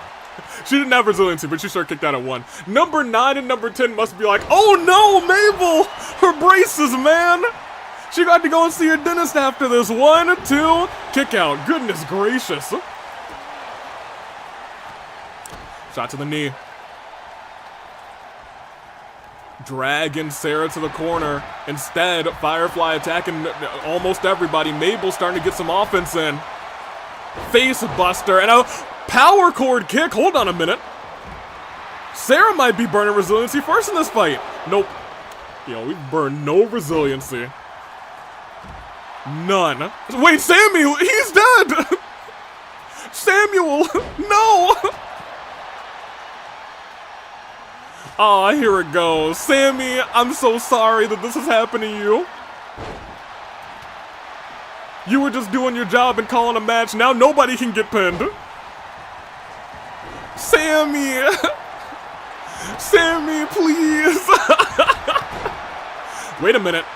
Go to sleep on the Marceline. Into that German suplex. Sammy's starting to come too. He sees it. Does he see it? It got broken up, actually. Oh, wait, from behind. Oh my gosh, a guillotine. Trying to choke Now out. Knows that Now has been in for a long, long time. Now tried to reverse it into a pinfall. Had to get her bearings.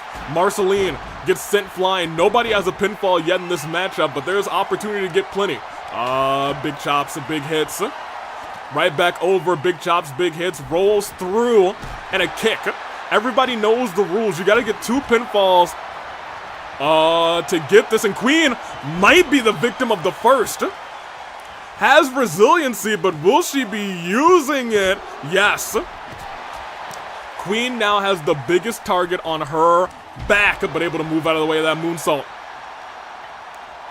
And a knee strike by Queen.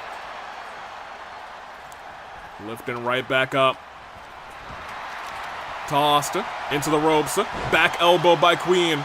Focus on Marceline! Double-handed chop. And the Vampire Queen might have just gotten taken out by... No. By the Queen. Former Queen of the AWE, but most notably Marceline burned resiliency. In the ring right now are two people who have burned resiliency. If anyone wants to get into the ring right now to take advantage of it, they could, or maybe Queen will get the first fall. 1, 2, no, Marcy kicks out. Bated breath. Okay, Palutena also in dire straits, not for nothing. Palutena is in dire straits, but wait. She does have a finisher. If she uses it on Queen right now, Queen could be out. Queen could be out lickety-split. No, she may have left her for Marceline. Marceline off the ropes. Fireball over there by Palutena. And Marceline's up on the top rope. Big leg drop. Vampires bite. 1, 2. Marcy gets the first fall. Marcy with Vampire Bite takes out Queen. Marcy needs one more shot to get her very first championship match at Ticket to Paradise. Ooh! Eat defeat by Mabel. Marceline looking for her next target, and you gotta keep in mind, Marceline is still in danger. Marcy only has... Marcy doesn't only... Yeah, she only has, what is that, Poison Mist? I believe that's the case. She was wisely about to bring Palutena into the ring. Palutena, who looks like is one of the most hurt people, except that might be switching over to Mabel or Sarah looking at the bottom of the screen. And now in the ring, realizing, okay, well, now it's been in here for a little bit. Maybe I can sneak a pinfall on her. Double-handed choke slam. Oh, but she's getting beaten down, but reversed. Oh, but now she has to contend with Firefly, and Firefly realizing this could be an easy pinfall for her. Not the case. Marceline gets out of the way. Palutena taken down by Reiko in the corner, but Reiko from behind. Oh, Poison Mist! And catches the foot! Shot to the jaw! Marceline, oh, it's broken up by Firefly, and because of that, up in the skies, and caught right back down. But Marceline, I was gonna say, survives. Marceline lives, and Neo's in at number 9. Toss, suplex, and I want to point out, Marceline is hurting bad. And Mabel may be looking to take advantage with a 450! 1, 2, and Marceline is out, does not get that second pinfall. Mabel realizing that Fight Forever Championship could be coming back to her. Backstabber. Knee to the face. And a kick. Wait, 1. Oh, Reiko, you still kicked out at 1? You started this thing, girl. That being said, we will have a full ring again because number 10 will be coming out. They work together against Palutena, but you can't pin together, unfortunately. That's not going to work out in their favor. Mabel, the only one in the ring right now with a pin, luckily has not burned resiliency. Oh, that was almost a stomp. That was also almost a kick. And I'm almost a superhero. I'll be real though, Neo may have just gotten the rough end of the stick, walked in and immediately got hit with a big bad move. You walk into this ring, you have to look at who has what because there's a bunch of finishers just looking around right now. Again, Mabel dropped. Palutena realizing I gotta get some pins or I gotta win this match. Throws that at Sarah. Sarah ducking and dodging. But Palutena with a reversal. Reiko outside of the ring, and I think Reiko playing this thing smart. Saying, I just need to win. I don't care about 2 pinfalls. I'll just stay out here the whole time and use my weapons. Firefly, however, not thinking the same way, trying to burn resiliency on Palutena. 1, 2, and she does not get it. Not the case. And as the beat goes on, Sarah with the kick. That might be enough to burn. Oh, number 10's Kizzy. Kizzy's back. At number 10. Oh, and Firefly gets wrecked, but Sarah unable to take advantage. Kizzy scrapping. Can you imagine if Kizzy steals that pin from Sarah? And those patented Kizzy kicks. Goes for a pinfall on Sarah instead. 1, 2. Comes in but not able to burn resiliency. 2.9 on Sarah. What a kick out. Oh my gosh. Rinkah has been rolled into the ring. The last thing she wanted to see. Neo got tripped up by Mabel. Mabel, once again, the only person with a pinfall in this matchup. And oh my gosh, taken down Palutena. Palutena, who does not have resiliency, is Mabel guaranteed for Ticket to Paradise? She is! Mabel has guaranteed herself another shot at that Fight Forever championship. And now, she has to make sure that she's the only one. That's gotta be what's going through Mabel's head right now. Getting 2 pinfalls in this match, it ain't easy. It ain't easy, especially coming in late. Because right now, Reiko's looking for that, power core. Drops Kizzy right on her head. 1, 2. Kizzy kicks out. Had no resiliency, but coming in and just eating a bunch of finishers is not what you want to do. Reiko now realizing, okay, maybe I can get 2 pinfalls. Maybe I can take out Sarah. No hard feelings. Goes after Kizzy instead. Tosses Kizzy to the side. On the outside of the ring, there's a brawl happening. There's still 7 competitors in this fight trying to use the fire. Trying to use fire, but Kizzy able to duck out of the way.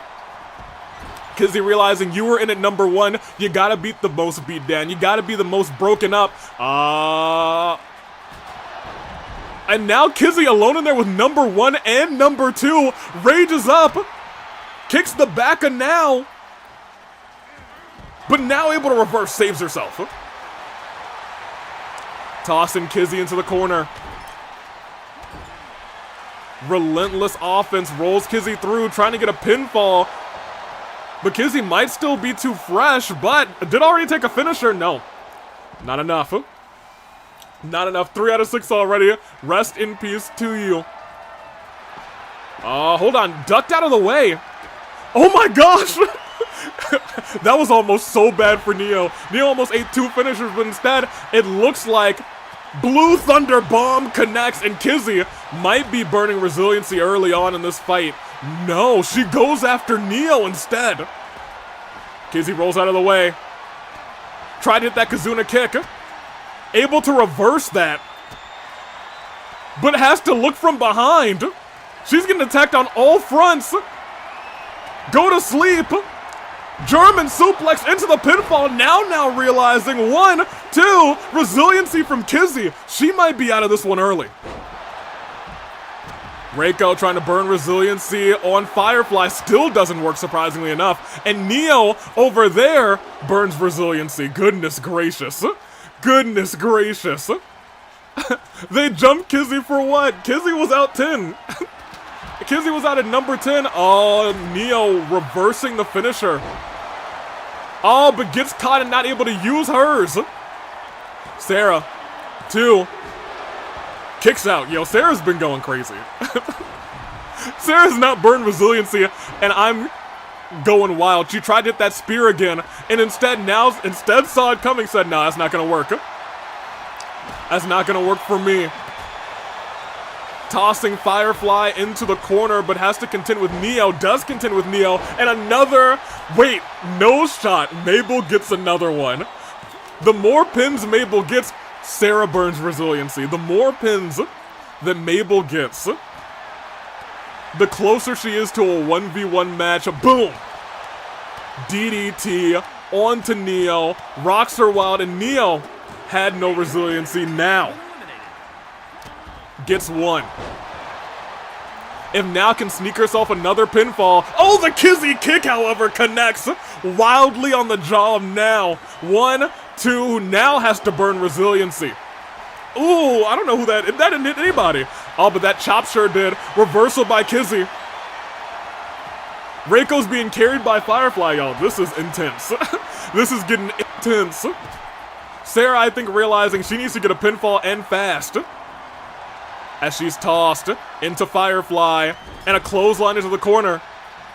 Everybody back into the ring, but Kizzy hit with a spear. Kizzy's about to be out of this one. Firefly with the 1, with the 2, and with the 3. Kizzy entered last, and she is gone. Firefly with a pinfall. Reiko trying to pick up her first one. Mabel, hold on, Mabel didn't burn resiliency, huh?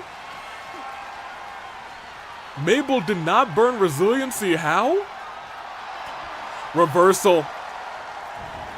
I'm sorry, I'm not sure what Reiko was doing with that fireball. Your guess is as good as mine. A kick right to the back of the head, and now she's stunned, but she's not down. Essentially in a safe position. Here's the thing, there's 5 people left in this matchup. That might change, it's not gonna change to 4. But it's not even resiliency for Firefly. Mabel, Firefly both have resiliency. Reiko has it too. Mabel's got 2 pins exactly. Firefly with 1, now with 1. There's a path for everybody who's left to get up. Wait, hold on. Sarah realizing that, saying, now you're not going to Ticket to Paradise. Sarah kicks now out of this competition. She just needs 1 more fall. Reiko is indeed injured, and here's the thing. Reiko has no pinfalls. She still has a path to get 2 pins.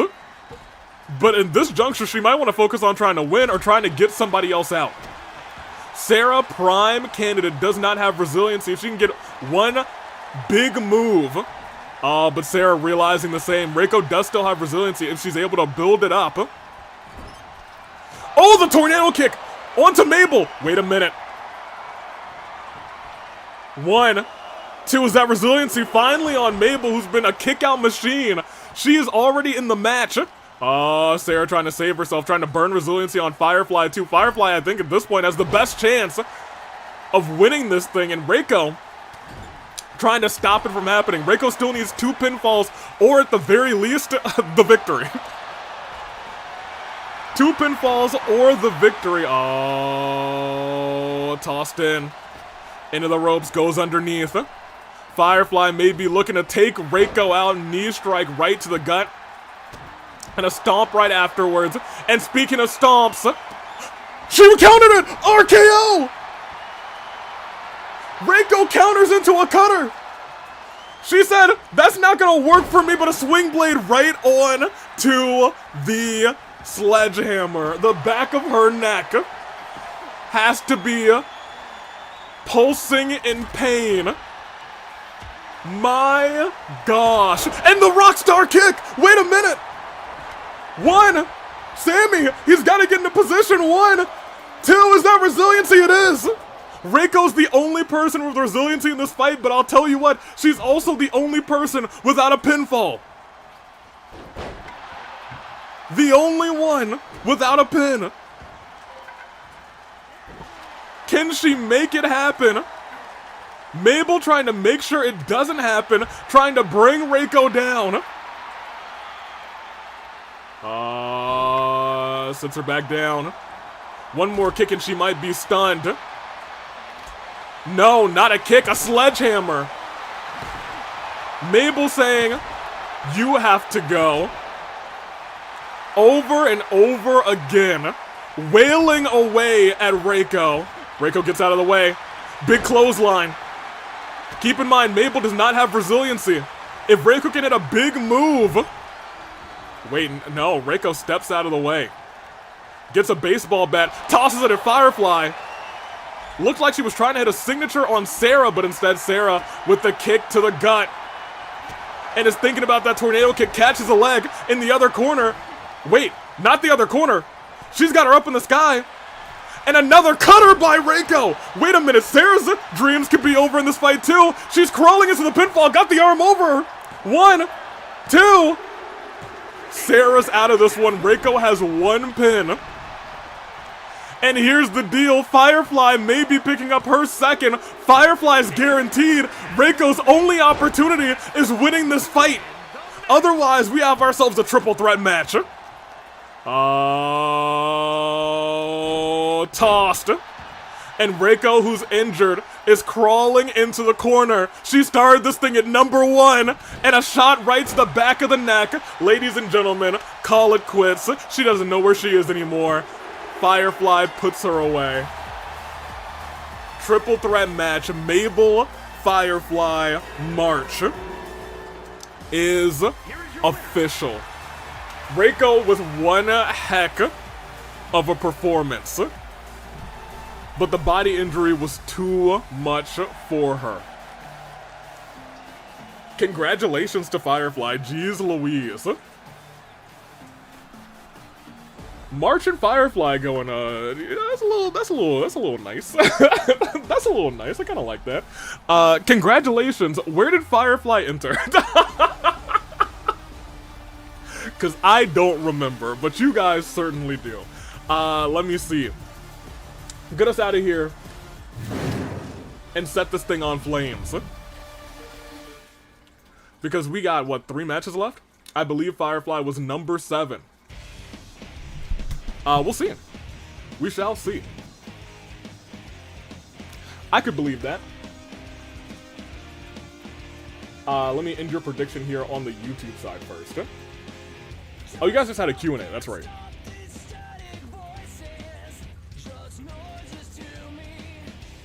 And champs versus challengers. It's Cassius and Eggman versus Iroh and Makoto. And on this side, choose the outcome. Most excellent. And here we go. Champs versus challengers. I don't know how Cassius and Eggman are going to work together. I don't think they will, is what I'm saying, actually. Oh, man. It is right before our Beat the Clock finales. It is Eggman and Cass. This is my big Cass. Versus Makoto and Iroh. Start that bad prediction. Face and heel versus heel and face. I don't even... So look, can we really call Makoto a heel? Can we? I don't know if we can. Put the fire on the screen. Thank you. I don't know if we can call Makoto a face. I'm sorry, a heel, rather.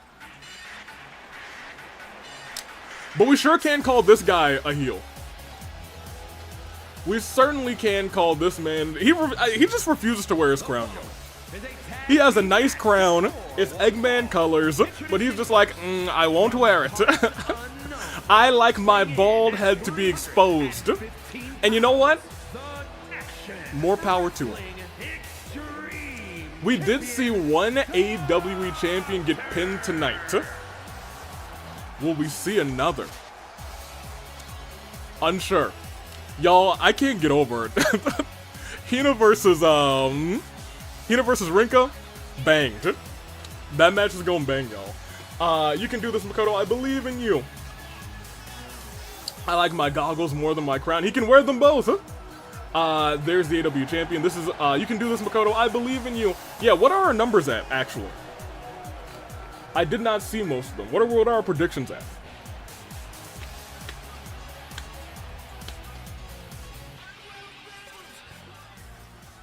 Eggman Empire. This has actually been a great night for Eggman.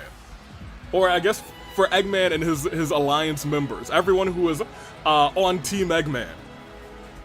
That being said,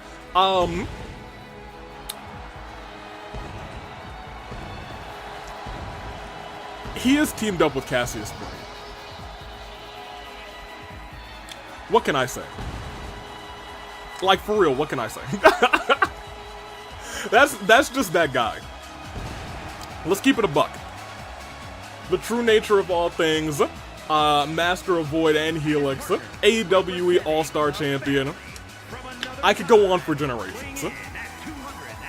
Some people say that Cassius Bright saved wrestling. I don't know if I would go that far, but he's definitely made that title the premier title. Something Yosuke could never do. Even though he called himself the premier one, was never able to beat Cassius Bright, and that's why Cassius is my premier champion, baby. I voted challenges because I will never bet against Uncle Iroh. That, however, that is a good point. Tonight, it is Cassius Bright, and he's going up against Uncle Iroh on the other side. They'll be facing each other at Ticket to Paradise, and that match also might bang. I take it back. That match will bang. Let's be real. Cassius will pull something. Eggman will have a plan. Not gonna lie, the All-Star title for the men's feels more important than the main. Yeah, look, they're both main titles. Let's be real. The AWE title and the All-Star title, both main titles. They're both world championships. That being said, Cassius is just that guy. Cassius is just that man. Honestly, I want Makoto to pin Cassius. That would be crazy. The only person who's pinned Cassius, to my knowledge, in the AWE has been Kaito Momoto. Will that change tonight? I don't know. There's a world where either Iroh or Makoto, that's a big thing. Just like tonight, Hina got that aura back, baby. Hina got that aura back. After she pinned Rinka after having a dominant, what? At this point, like 4 months, almost 5 months of just being unpinned in singles actions. And you have to remember that included a tournament, a Royal Crown tournament and a championship match. Just, she went crazy. She go a little crazy sometimes. That being said, Uncle Iroh, it is a real battle of the good guys, battle of the dad figures going in to Ticket to Paradise. I don't think anyone wants to choose sides in that match, because regardless of who wins, we all win. The Uncle Taker is here. By God, it's the Uncle Taker. And here comes the man who shocked the world after hitting Eggman with a ladder, after shocking the world and beating Eggman. Makoto this year, in the past like 6 weeks, has made a name for himself. We know he's been plucky and he's been lucky in the AWE before, but he's never had a sustained run like this, and now he is getting it. He is getting it. Battle of the Dilf energy. Look.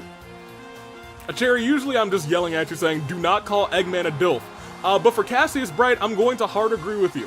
One of the horn bears who's made a life for himself, exactly. Unlike that no-good sack of trash Mikan, who is also a horn bearer, but is a no-good sack of trash. Yeah, Makoto. However, points at Eggman and then... Makoto, come on, man.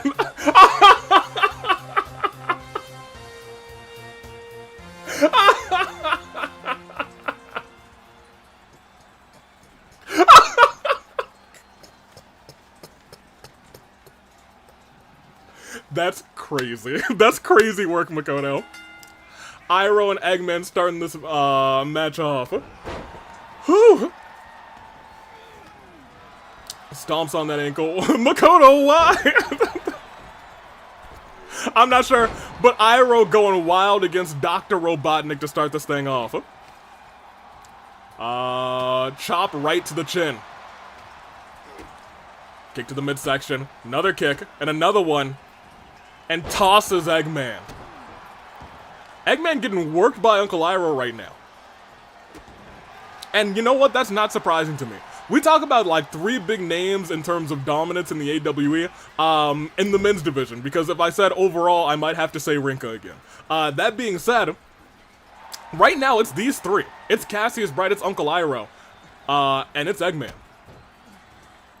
When Iroh kicks it in a hard gear and he wants to hurt you, oh my gosh! He cracked the egg! He cracked the egg! In an alternate timeline, Makoto does become a father. That is true. That is, in the bad ending, he does indeed do that. I recall. Goodness gracious, now we're seeing a preview of Ticket to Paradise. Uncle Iroh getting tossed. And Cassius Bright with a kick to the back. Elbow drop to the chest. Tag team action. These four don't know how to team up with each other, but boy, are you about to get ourselves a little treat? Get ourselves a little treat. Look at that. Exactly. No tag made. Wait a minute. Yo, I think Cassius was paying attention earlier tonight to Majima, said, I think I can do that. Oh my gosh. Panama Sunrise. He's lucky there wasn't a table there. Iroh, is he alright? He's still holding his head. Okay, he rolled up. He rolled up. He's alright. He lived. Goodness gracious, Cassius Bright. He is that guy. Look at this man. Look at that guy. The thing that honestly Makoto and Iroh needed not to do was let Cassius Bright get tagged in. Because boy howdy, is he that man. However, keep in mind Makoto's got crazy amounts of luck. Punch right to the head. Cassius Bright climbing to the top rope. Wait, hold on a second. No, no, no. Cassius not to the outside. Oh my gosh. Superplex to the outside of the ring. Oh my gosh.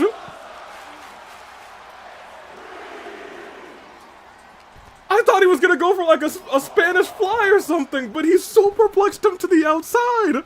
Oh my gosh.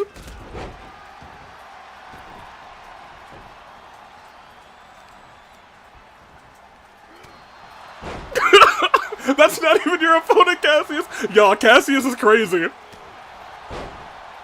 Cassius is crazy, man. Tag made to Eggman. My gosh. Yo. He hit a superplex to the outside of the ring. That's crazy. Crazy work. And Uncle Iroh realizing, alright, this is where we need to start to get some action in. This is who needs to eat the pinfall if we're to win this fight. As that, oh goodness gracious. Imagine Makoto pins Cassius in this match. That world exists. That world exists. And what a lucky pinfall that would be. Just like we all said it was a lucky pinfall for him to pick for him to get Eggman, but keep in mind, he could do it. They could just work up finishers against Eggman right now, who is struggling against Uncle Iroh. Yo, in the matter of the 4 minutes that Cassius was in the ring, he had a Panama Sunrise and nearly knocked out Uncle Iroh. And then he sent Makoto to the outside with a superplex, which is crazy. Man. He's been the AWE champion. If he pins the All-Star champion too, would that put him in the title scene? Hey, Makoto, who knows? Maybe he'll try and walk out as a double champion. He said, this is how lucky I can be. Oh, big knee strike by Uncle Iroh. In at a count of 2. Accidentally knocks Sammy down. Looks at Cassius Bright. Throws a cheap shot at Cassius. Uncle Iroh saying, hey, there was no need for that. But Cassius right back up saying, no. I'll see you a ticket to paradise. Gets the knee up. Cassius is just too good, y'all. Giving Eggman a moment to breathe. And now, reversal. Maybe that was Eggman's master plan. Shot to the back. Oh, is that a dragon sleeper by, oh, goodness gracious, rolls through. Kick to the back. Turn around. And that's a bear hug submission of his own this time, trying to break the back of Uncle Iroh. Double chop, that would be nuts. Yo, I wouldn't be surprised. It's Makoto Naegi. That man's has some wild luck. Into the corner. Oh, but a reversal by Eggman. Admittedly, much needed reversal by Dr. Robotnik. At this point, he might need to tag in Cassius Bright, who is completely fresh. He is so fresh and so clean. And that was a clean kick by Dr. Robotnik. Eggman sending Iroh into the corner. And he does do the unthinkable, tags in Cassius Bright, who DDT onto Uncle Iroh. Iroh. Oh, wait, he's going for Makoto, too. Oh, no. Oh, no, Makoto. Yo, why is he going like this on Makoto? Like, Iroh's been in with some real regular moves, but Makoto's been taking nasty shots. Nasty bumps, man. Cassius Bright. Shot to the small of the back. More shots to Uncle Iroh.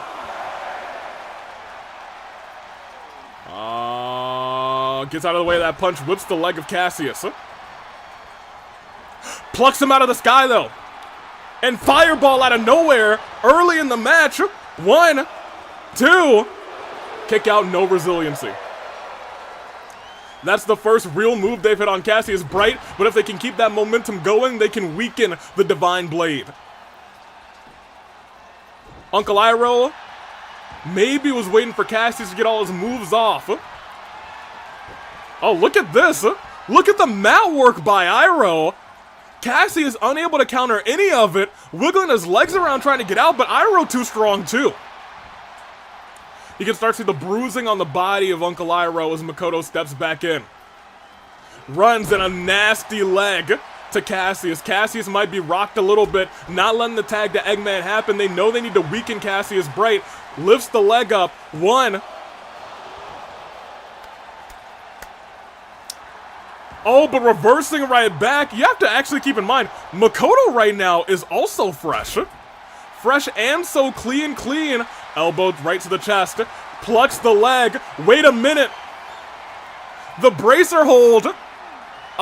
His foot. I was going to say his foot was briefly under the rope there, but I think that was as he was getting out of the hold.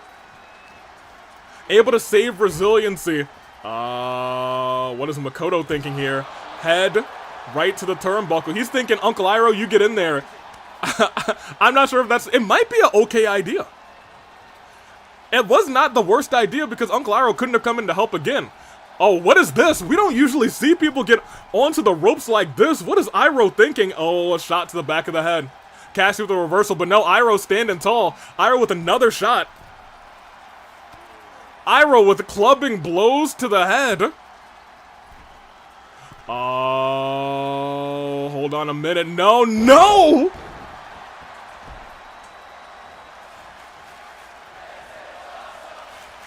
He dropped him.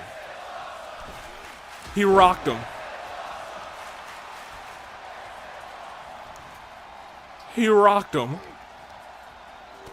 And a shot to the gut. Cassius, however, now in control. Reversal by Uncle Iroh.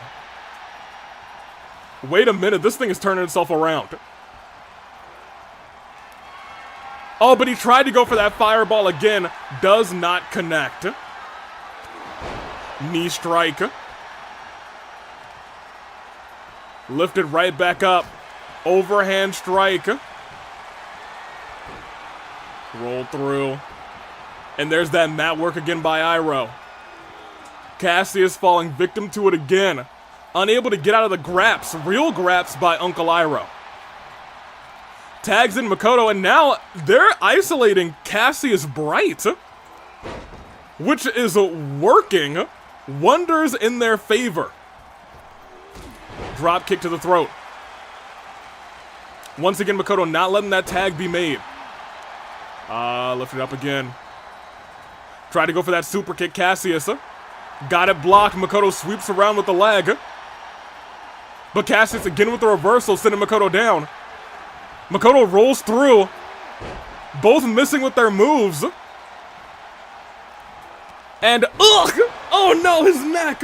Oh, y'all, his neck, how'd he get up? He got lucky. That's how he got up. The Makoto luck is real. Frankensteiner.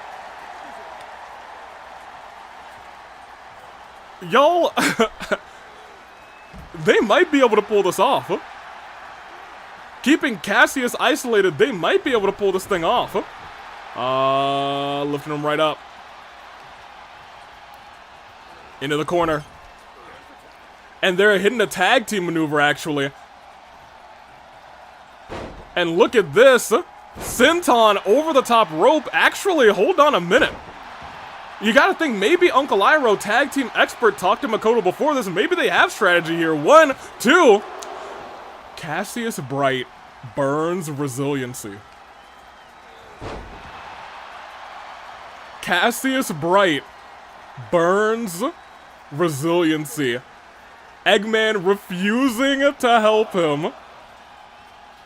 And now we're seeing Eggman versus Makoto. This might be a preview for them.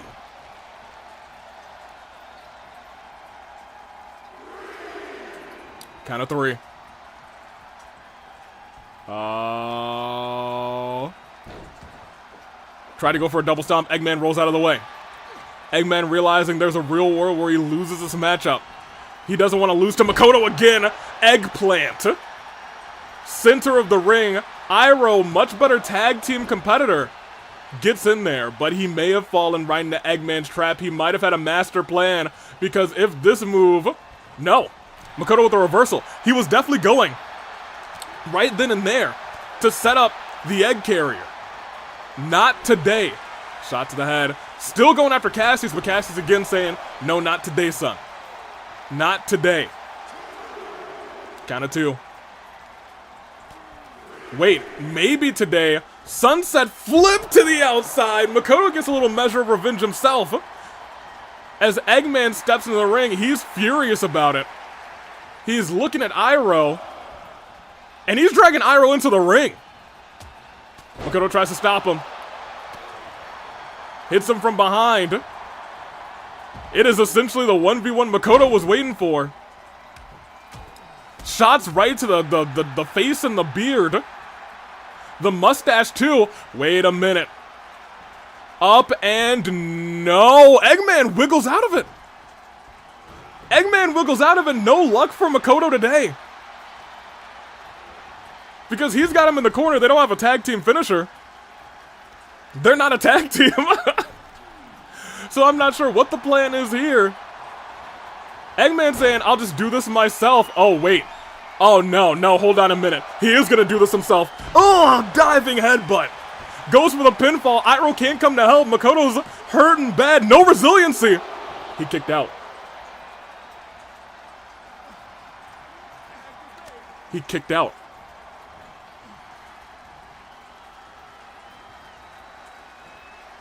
Makoto kicked out. Oh, hold on a minute. Drops him right on the neck. They're making quick tags now and making sure Makoto can't tag into Uncle Iroh. They may have found their strategy. Oh, but that might not work out. Makoto realizing he's got a second, he's got a moment, but he's staring at Eggman. He doesn't want to tag in Uncle Iroh. But that may have been a mistake. But he reverses the egg carrier. Makoto reverses the egg carrier. But now he's busted open by Eggman. Oh my gosh. Waits for him. Reversal again by Makoto. Tosses him into the corner with Uncle Iroh. These two have at the very least been trying to work together like a team. What does Makoto got going on here? Off the ropes, kick right to Eggman's head. And tags in the Mad Dragon, who's got a signature on lock. If he hits it, it's curtains. Lift it up. Tossed again. Oh. Wait, he was going... I think he was going for that, that full Nelson, reverse slam that he does so nice, but it was reversed this time by Eggman, and now, tag made to Makoto saying, now he's set up, he's all yours, hit that Danganronpa and finish him if he's able to do so. Eggman has suffered another pinfall loss to Makoto, no, toss him in the corner. Wrenching at that arm. Oh wait, if Iroh pins Eggman, he enters the same state Makoto would. I'm not sure what's gonna happen here. I have no idea what's gonna go on in this instance. Oh, wrenching that arm again. Except at the very least this time Makoto does have help. Uncle Iroh could come. Oh no. No, come on, Cassius, please. Cassius, you just did this. Cassius, he's just a boy. He's gonna do it again. Oh, he did it again. Oh, he did it again. Oh no.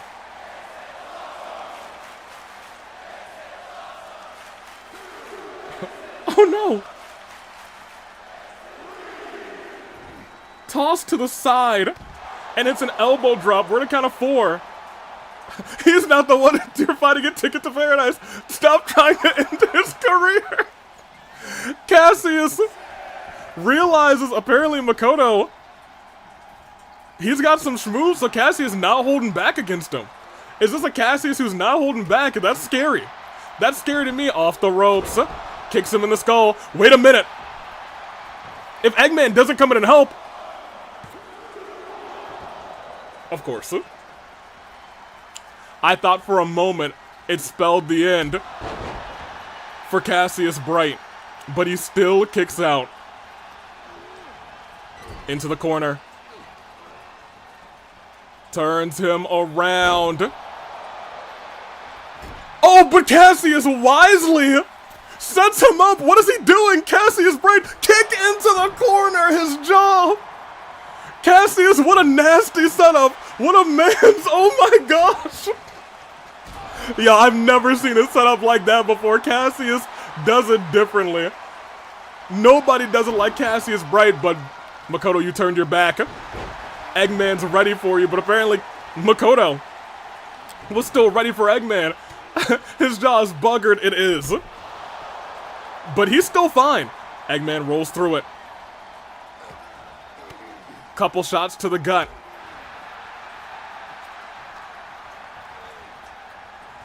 Into the corner. Eggman with the reversal.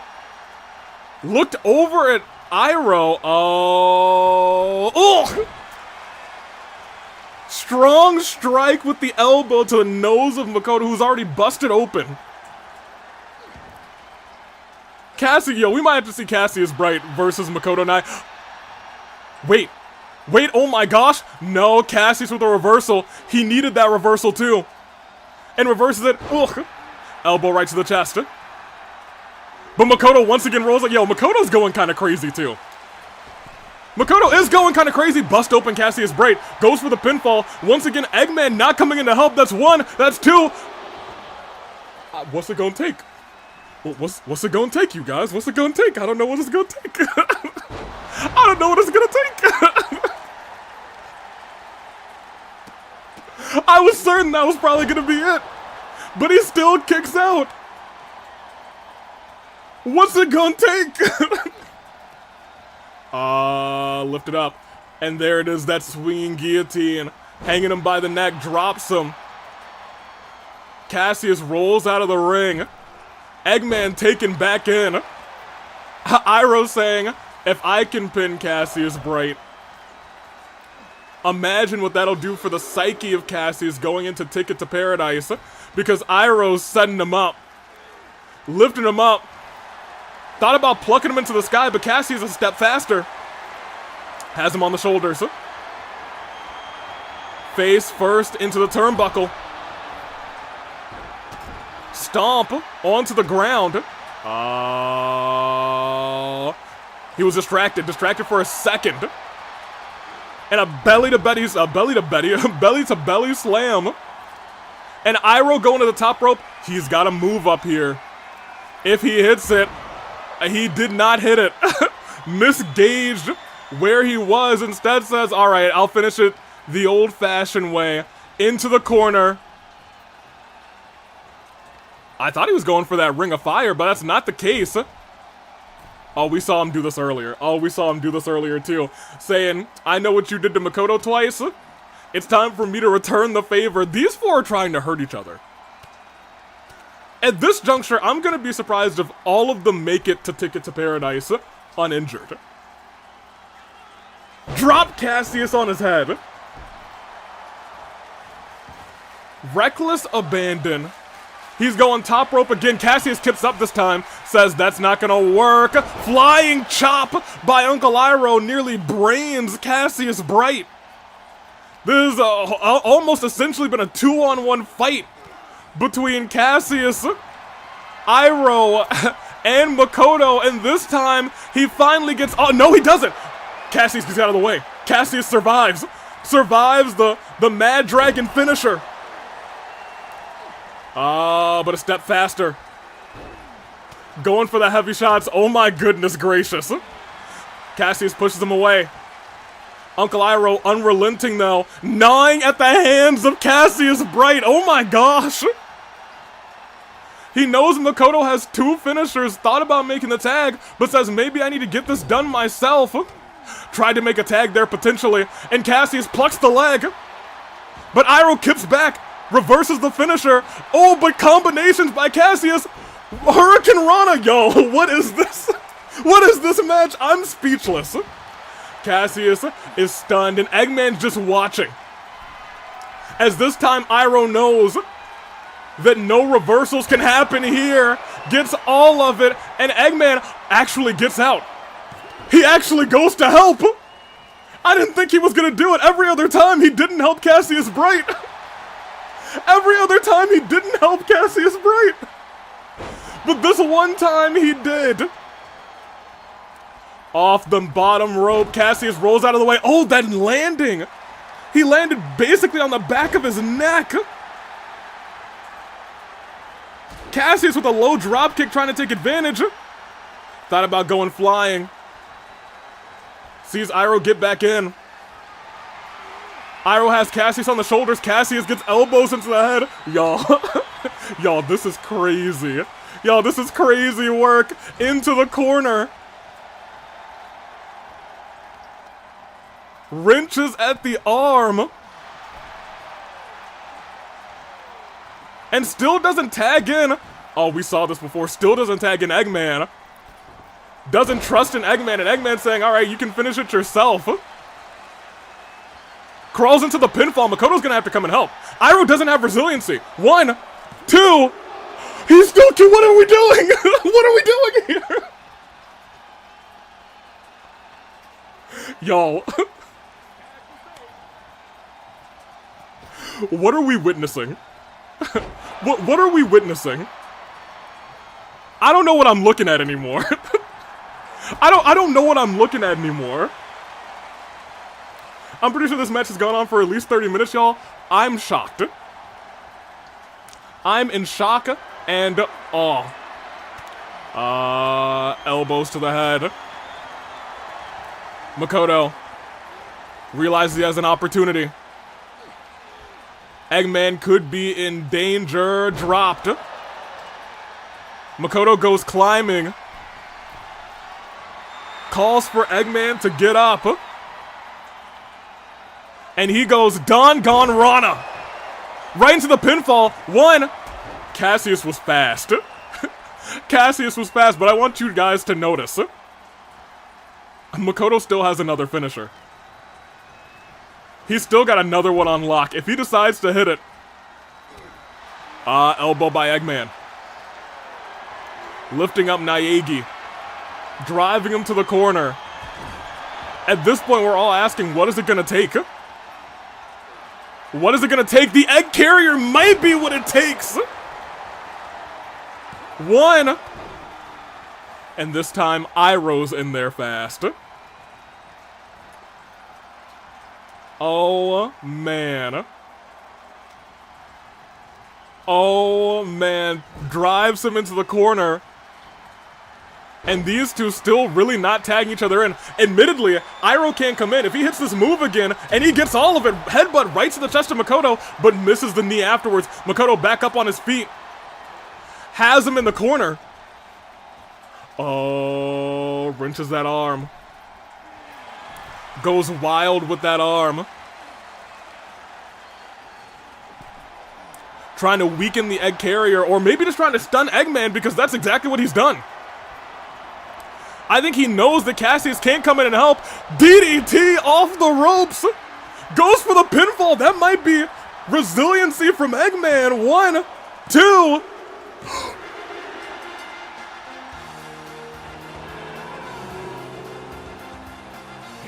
For the second time,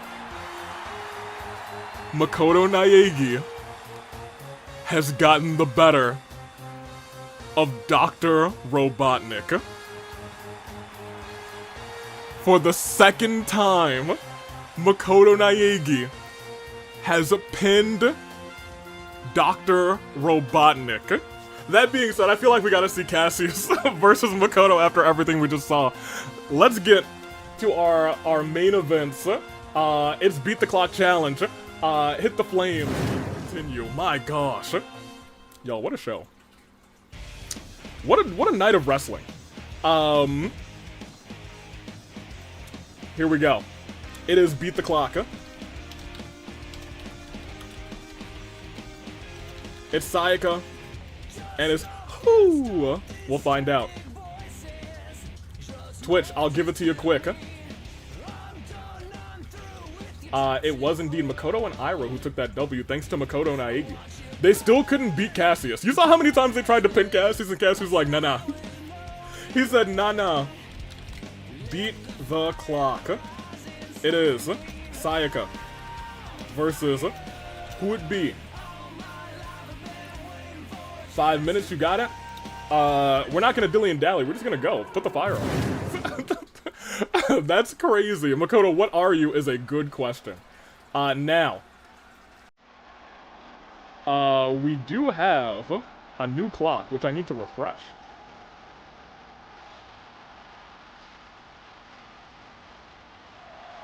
Oh, I refreshed chat. I'm so sorry, chat. You've been refreshed.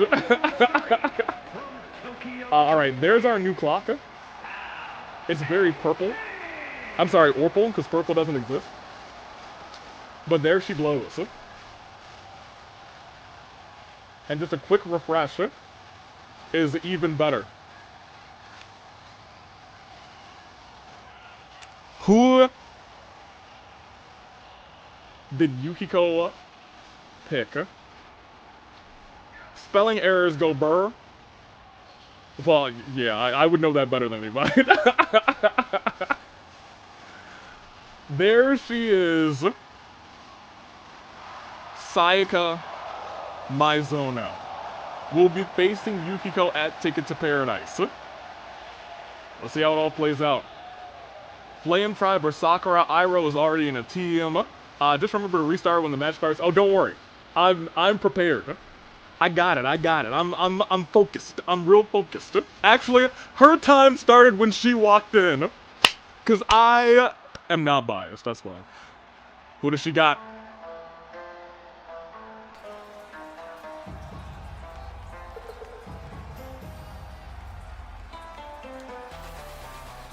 That is Hu Tao.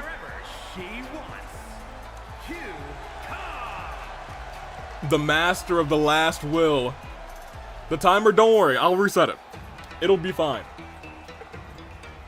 Look, I'll even restart it again. There it is. It's Hu Tao. Walking down. All she knows she just needs to take her time tonight. Give Yukiko as much time as she needs. Although it does look like Hu Tao's losing her mind. Stepping back in. Hu Tao versus Sayaka. Another member of the Flame Tribe. Yep, Hu Tao wins. You think Hu Tao wins? That's fair. That is fair. Sayaka's got some allegations to beat. Admittedly. And that being said, Hu Tao is one of 2 people who have pinned Rinka this year. We do have to keep that in mind. We do have to keep that in mind. That being said, I need to get ready to refresh this. It's Beat the Clock. It's Sayaka. It's Hu Tao. Ring the bell. There we go. Ooh, try to start off with a spear. Uppercut by Sayaka. Sayaka realizing I gotta win this thing, I gotta win it fast, goes up to the top rope, not wasting any time. Hold on. Ooh, scoop slam. And a splash right afterwards. So dumb question, would Hu Tao be inserted into the title match should she win? No, not the case. Hu Tao knows what she's got to do. She's doing this purely for Yukiko, purely for the Flame Tribe. And she's already got a championship match. She's got to focus on the Racket Assault. You can't pull double duty when you're fighting Racket Assault. You learned that the hard way at at the fight before Christmas. Let's be real. 1 count. 1 count and we're 1 minute in. Brushing the feet. And again, brushing the feet. But this time, Sayaka rolls out of the way. No, she needs to start connecting with some big moves, and the crossbody might be the first of many. Wrenching that arm. Stomping the hand. And again to the wrist. And again to the wrist. Lifting Hu Tao up. Couple shots to the gut. We all know, at this point, it is a matter of, hey, oh, wait, hold on. Wait. Oh my gosh, high cross. This early in the fight, 1, 2. Sayaka doesn't burn resiliency. At this point, I think Hu Tao's maybe like, you know what? Maybe I'll just win this thing. And if she goes into the corner, she might just win this thing. Last will. Wait a minute. Oh my gosh, Sayaka might have to burn resiliency. Hu Tao's completely fresh. 1, 2. Oh my gosh, she beat her in 2 minutes. 2 minutes and 8 seconds, she beat her. Here is your winner, Yukiko.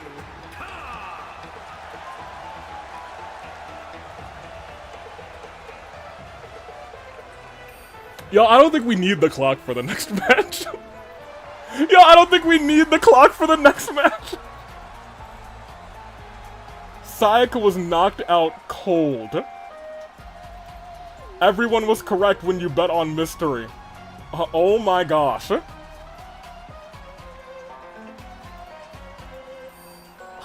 Oh my gosh. Yeah, alright, so I think Yukiko gets to choose she gets to choose. Alright. Well, I'll put me back on the screen. Wow. I guess, I mean, there's a world. There's a world, I guess.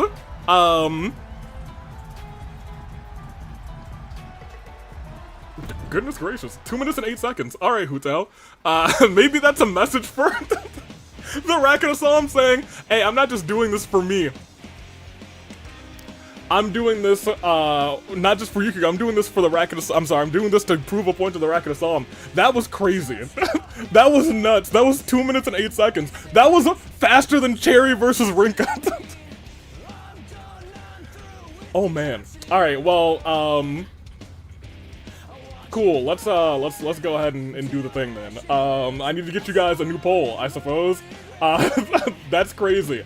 Well then, 208, I guess. It's Yukiko in a beat the clock challenge. For the funnies, I'll give you 2 minutes on Twitch because it's almost as long as that last match. 208. Surely this lasts that long. Yukiko and a mystery. Start that poll. Let's do it. Hit the flames real quick. Man. Oh my gosh. Goodness gracious.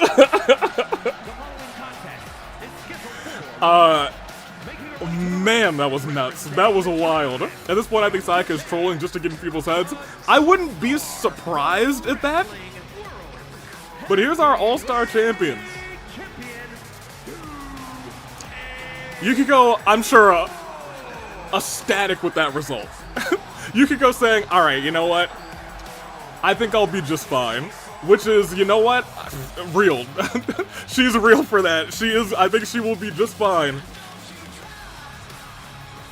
For all intents and purposes, I know she probably wants to win, but at the most,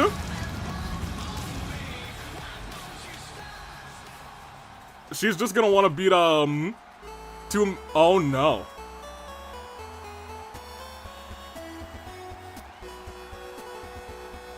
Oh no.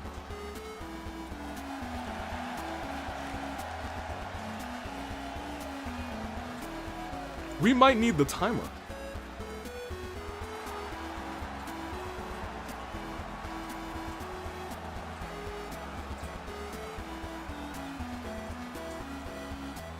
Well, all right. Let's put the timer back up, cause I mean, there's a world. there's a real world. From Japan, Yeah, she wants to cause mental damage to Yukiko. Apparently so. I was imagining a Chie appearance earlier. She's here, right now. She doesn't... certainly, she's like... Rinka, whatever. You're telling me I have a chance to fight Yukiko? Give me her. Oh my god. She might really be playing mind games. Alright, are y'all ready? Alright. The time begins now. We'll start the clock and immediately. Yukiko saying, I'm gonna put you down. These two have been going crazy. I mean, with Sayaka having lost, Yukiko basically needs to survive 2 minutes no matter what the outcome she has it, I'm pretty sure. That's true. That is true. Chie tossed into the corner. Yukiko hitting some kicks of her own, but returning fire is Chie with a kick right to the chest. Into the corner again. And using those legs, and using the ropes in those legs. She's on the top, she's on the bottom rope. Her feet weren't even on the ground anymore. 43 seconds. You saw Yukiko step out saying, alright, I'll just take my sweet time. Hurricane Rana into the pinfall. 1. Just a 1. Whips her back. Now hold on. Right now, it's kind of all Chie. Hold on a minute. Hold on a second. Reversal by Yukiko. Tossing Chie over the top rope. All-Star champion taking her sweet time. Not going outside the ring. Okay, I take it all back. Take it all back. She took her time to go outside of the ring. Ugh! But Chie knows this is... She doesn't care about 2 minutes and 8 seconds. She wants to hurt Yukiko. She wants to hurt her. That being said, I don't see a world where Chie wins this in 30 seconds. Yukiko has to survive for 30 seconds in the reversal there. Chie able to stop herself from going in to the steel steps. Chie steps in as well. Yukiko wrenching that arm, kicking the back of the knee, kicking the chest. Whips through. And stomps the chest to Chie and knees to the... Ooh, hold on. That might have been enough. No, still going to the small of the back. We know that Chie had a injured midsection after the insane spear and the attack earlier this January. You got to imagine that those muscles just aren't as weak as they weren't as strong as they once were.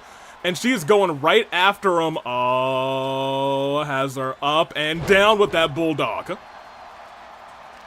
Well, she beat the clock, so. Instead, we're just having ourselves a fight.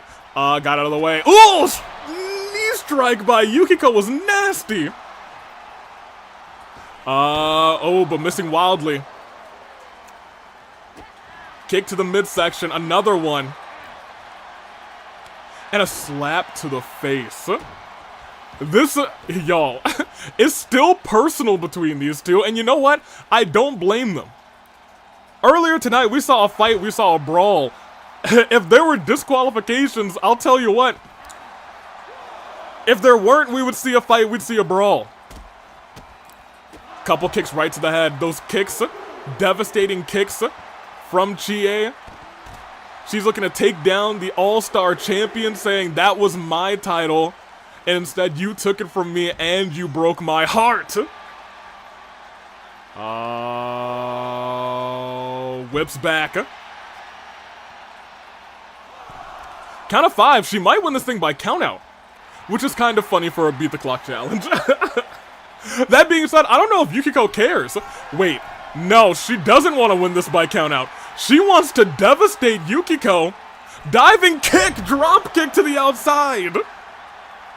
Oh, man. Yukiko's getting worn down. A drop kick to the knee. Chie's having a ball. Yukiko catches the leg. Standing Chie back up. Tosses her back in the ring. I'm not sure if that's really where you want to be. And you know what? Yukiko did not get back in. She said, I'm just going to stay here. And Chie said, no, I'm going to whoop you. She said, I'm going to whoop you with that kick right to the jaw. Oh my gosh. And another kick to the head. She's destroying her. Chie said, this is what I wanted the whole time. Sends Yukiko back into the ring. And Yukiko knows at this point, oh man. I think Sayaka said, I want to save my time for Ticket to Paradise, and I want you to be destroyed. Chie will take care of you with a punt. A galactic punt. I think I'm seeing the strategy from Sayaka.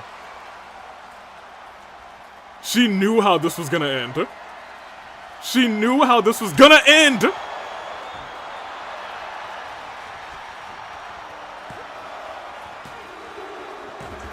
5 minutes and 15 seconds. Chie was furious.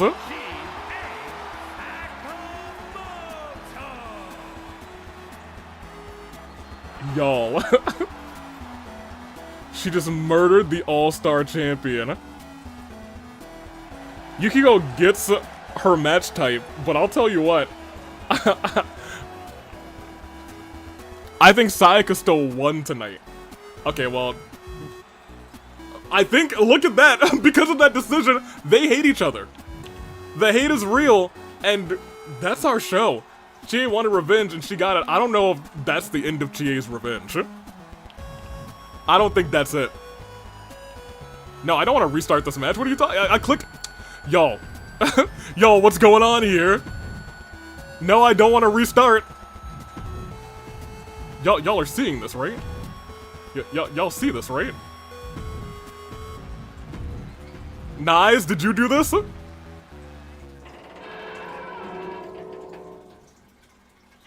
Yo, I had to click rematch. Yo, I had to click rematch here. We'll quit. And we'll just say Chie won. 2K. That's crazy.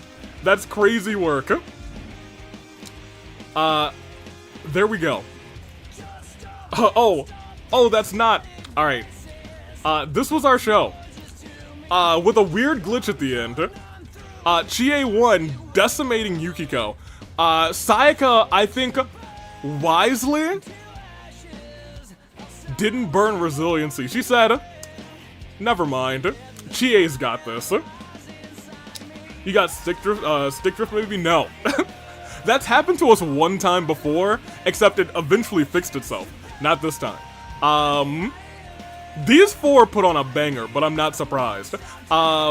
We now know who, count 'em, who will be fighting at Ticket to Paradise. It'll be March versus Mabel versus Firefly.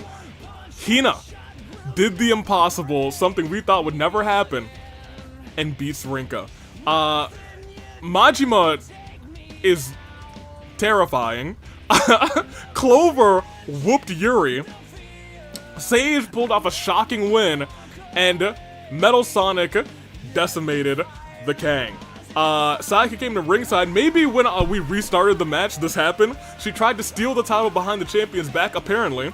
I don't remember that, but you know what? I've seen crazier things tonight. Mabel's injured going to Ticket to Paradise, more than likely. Reiko's also injured, and Cherry has been cleared. Cherry has been cleared. So I suppose Chie doesn't get anything from being the All-Star champion this time, huh? Her name is definitely up there, because you have to remember, she's pinned Sayaka and she's pinned Yukiko in the past, like, 7 days, I think. Which is crazy. We don't really need to look at the roster, because power rankings don't change like that. Dedede's worked his way up. Good for that man. I'm proud of him. Next show would have been Silver Wario, Mabel Klee, which is a very cute match.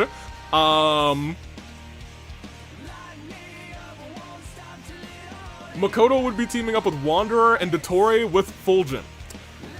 Alright, 2K, you do whatever you want to do.